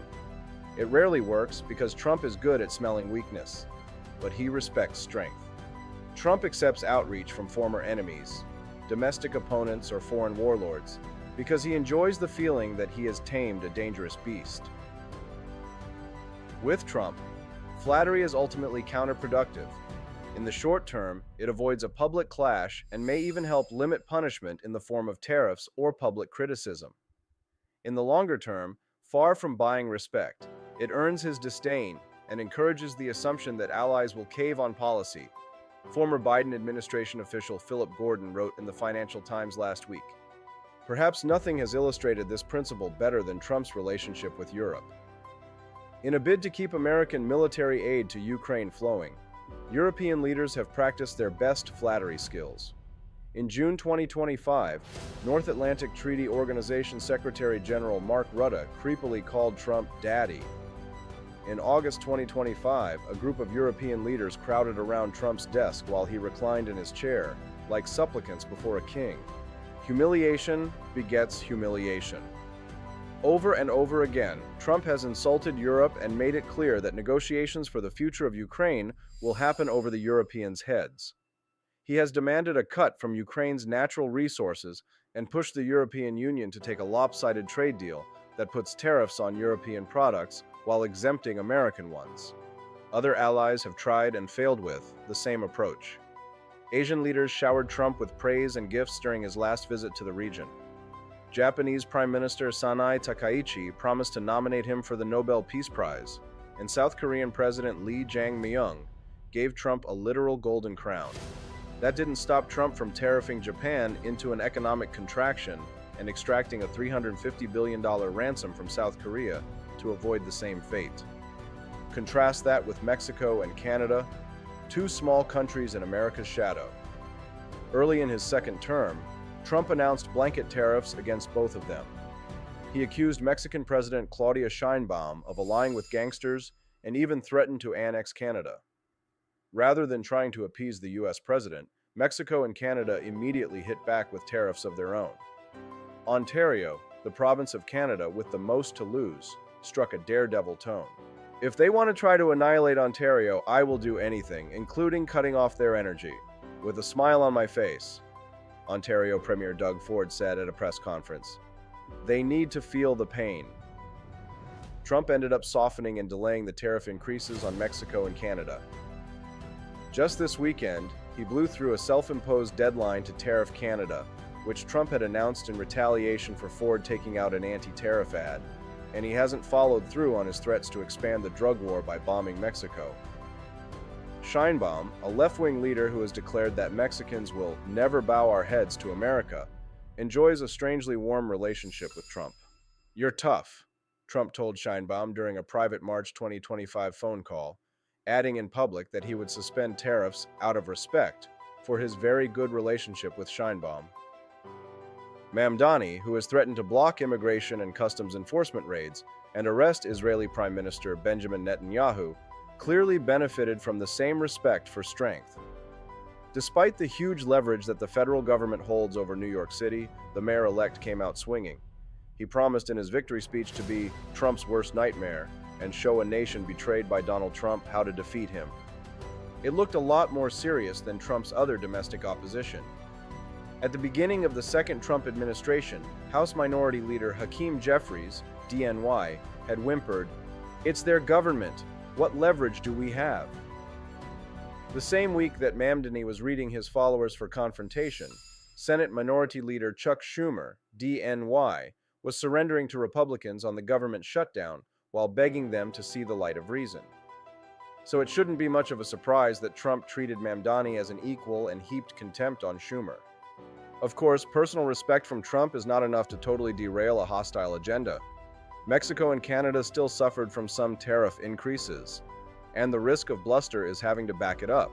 Mamdani and Trump still have substantive zero-sum disagreements that will force them to fight. But even if resistance has its downsides, groveling clearly does not work. European and Asian leaders have thrown away a strong hand by preemptively signaling their intent to surrender. Mexico and Canada's leaders avoided the worst outcome by playing a weak hand with strength. In a palace full of sycophants, the way to win the king's respect is with defiance.